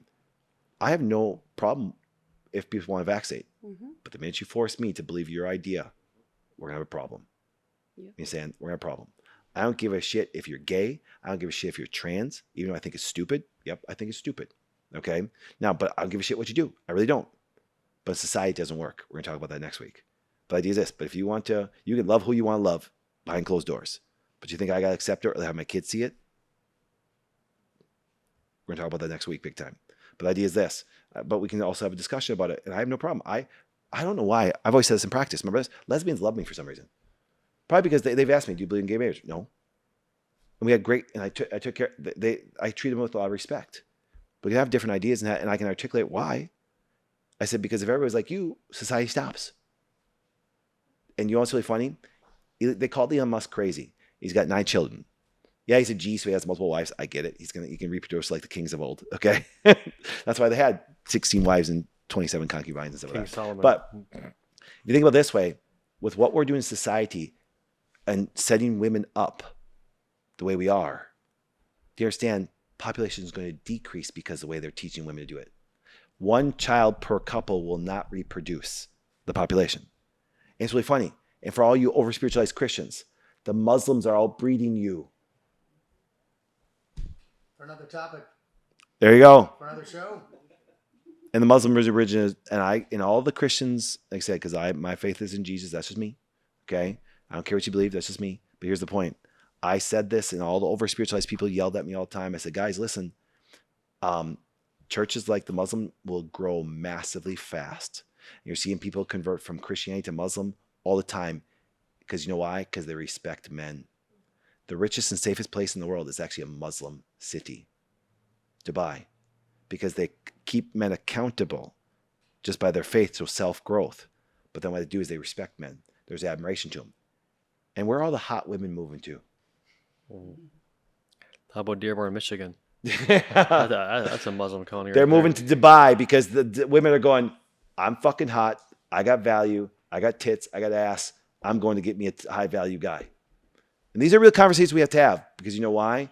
Because it's got to, no, listen, there's a reason why it's happening that way.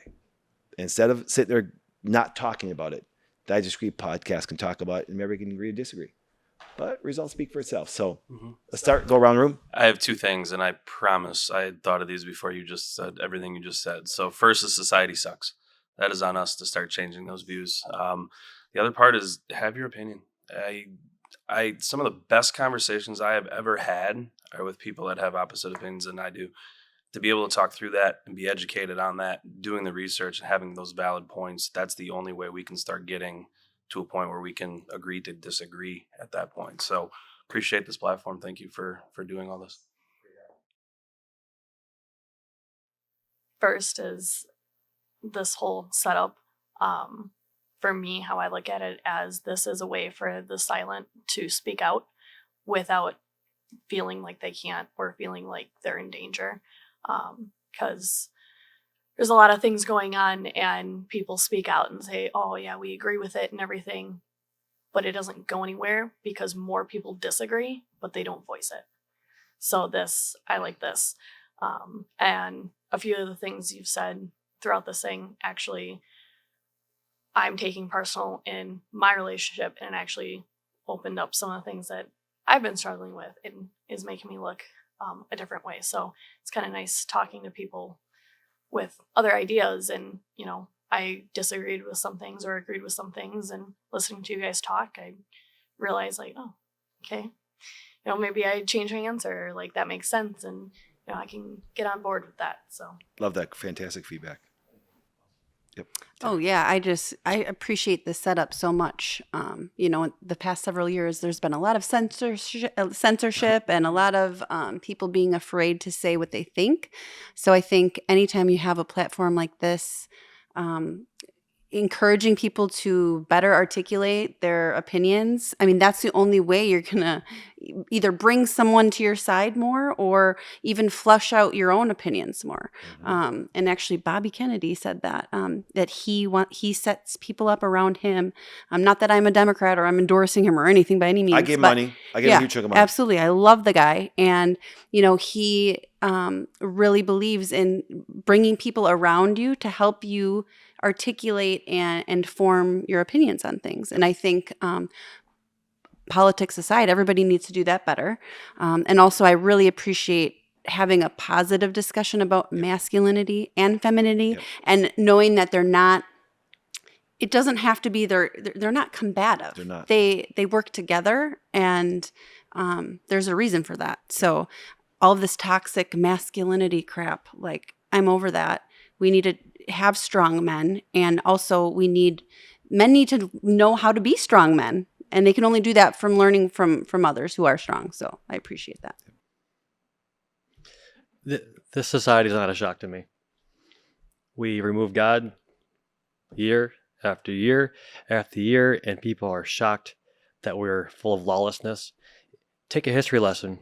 Go back to Joshua, and he said, "As for me and my house, we will serve the Lord." He also said, "Do what you got to do," but that's what we're going to do, right? Well, they didn't listen, and they regressed dramatically. So when you take God, Jesus, that's my Lord and Savior, if you take him out of the equation, this is not a shock. So until we figure that out and repent and get back to that, we're not going to change. We're not going to grow. And I guarantee you half of the Christians that were watching have turned off because you said a couple fucks. Stop. There's a deeper discussion happening here, and we have to chill out and focus on getting back to what we used to do right and grow. There's an old saying, take God away, devil shows up very quickly. You know what I'm saying? I think Satan's at the door. And the warrior, people hate the warrior till Satan's at the door. And guess what? And warriors say, fuck. I will say a lot worse than that if I'm on the war, if I'm in the front lines there. I'll tell you I know that. you love Jesus. But I will kill that person in front of me. That's right. Good. They will meet Jesus very quickly. Oh, yeah. They got killed for a lot less back then. Right. That's all I'm going to say. Dana. I guess just whatever people have to say, they should be saying, and not be afraid to disagree about things. And I want people to say what's on their mind and say it with authority and say it with conviction and not be afraid to back down, because we're getting to this place where everybody just gets so offended so easily, and then we change what we say and we apologize for how we worded it, and we need to not do that, and we need to just say, hell yeah, I believe in that, you don't, and flip the script on them. Yeah, that's one thing. I just don't give a fuck what people say. And I purposely do that for all the Christian people watching, because they're more worried that I said fuck, that there's evil at their door. Do you see? And I'm a big person that would love to see community and churches and stuff like that all brought back again. But it doesn't. Because why? Because the good Christians, the good people, do nothing.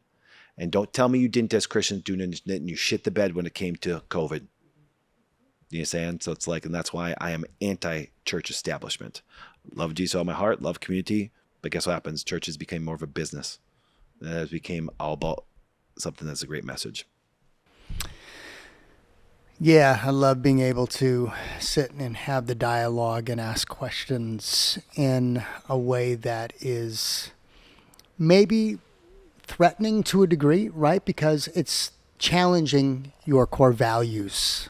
I don't see that as a bad thing. I don't mean threaten as in I'm coming after you, but no, to a degree, this I disagree is coming after you. Why? So you can figure out your core values. Give me the why.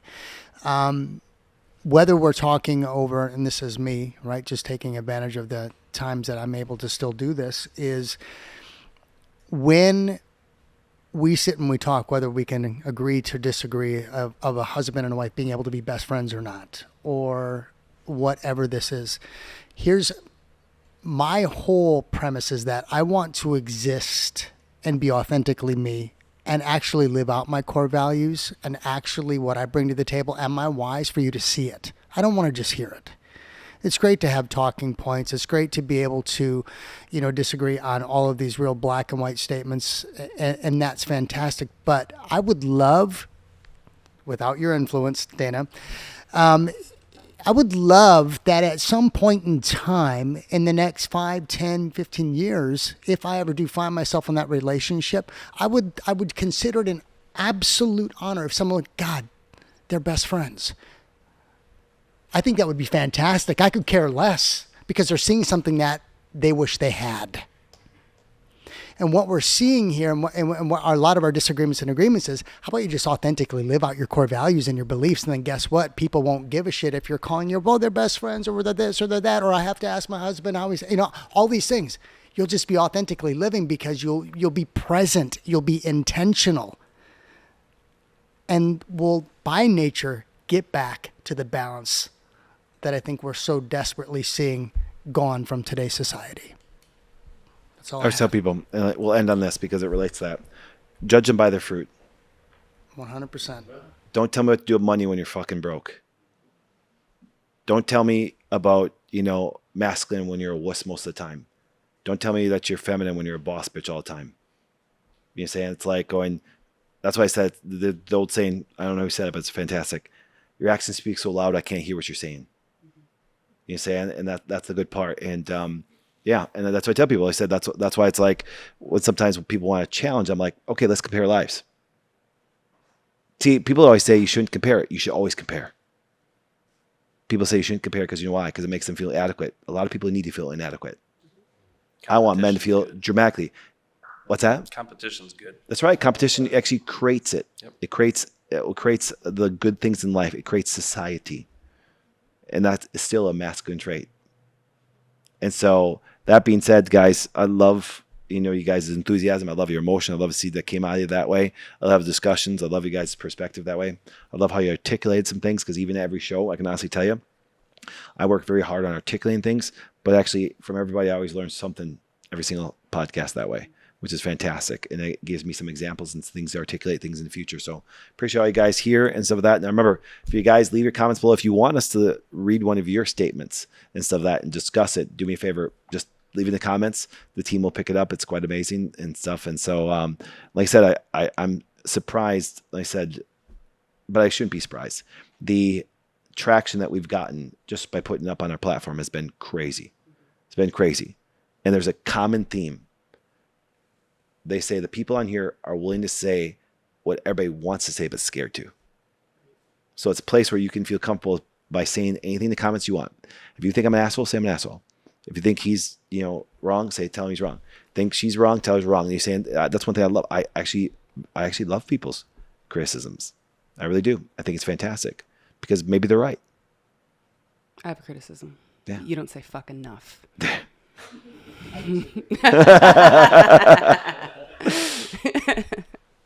And on that point, so I love these two and stuff of that. You guys are awesome and stuff of that. Appreciate you guys. Love you, Travis. Love you guys and stuff. That's fantastic having you guys. I do have deep love for, I said is, I do have deep love for humanity and I want the best. And even though I seem hard, I look as an opportunity to bring people together.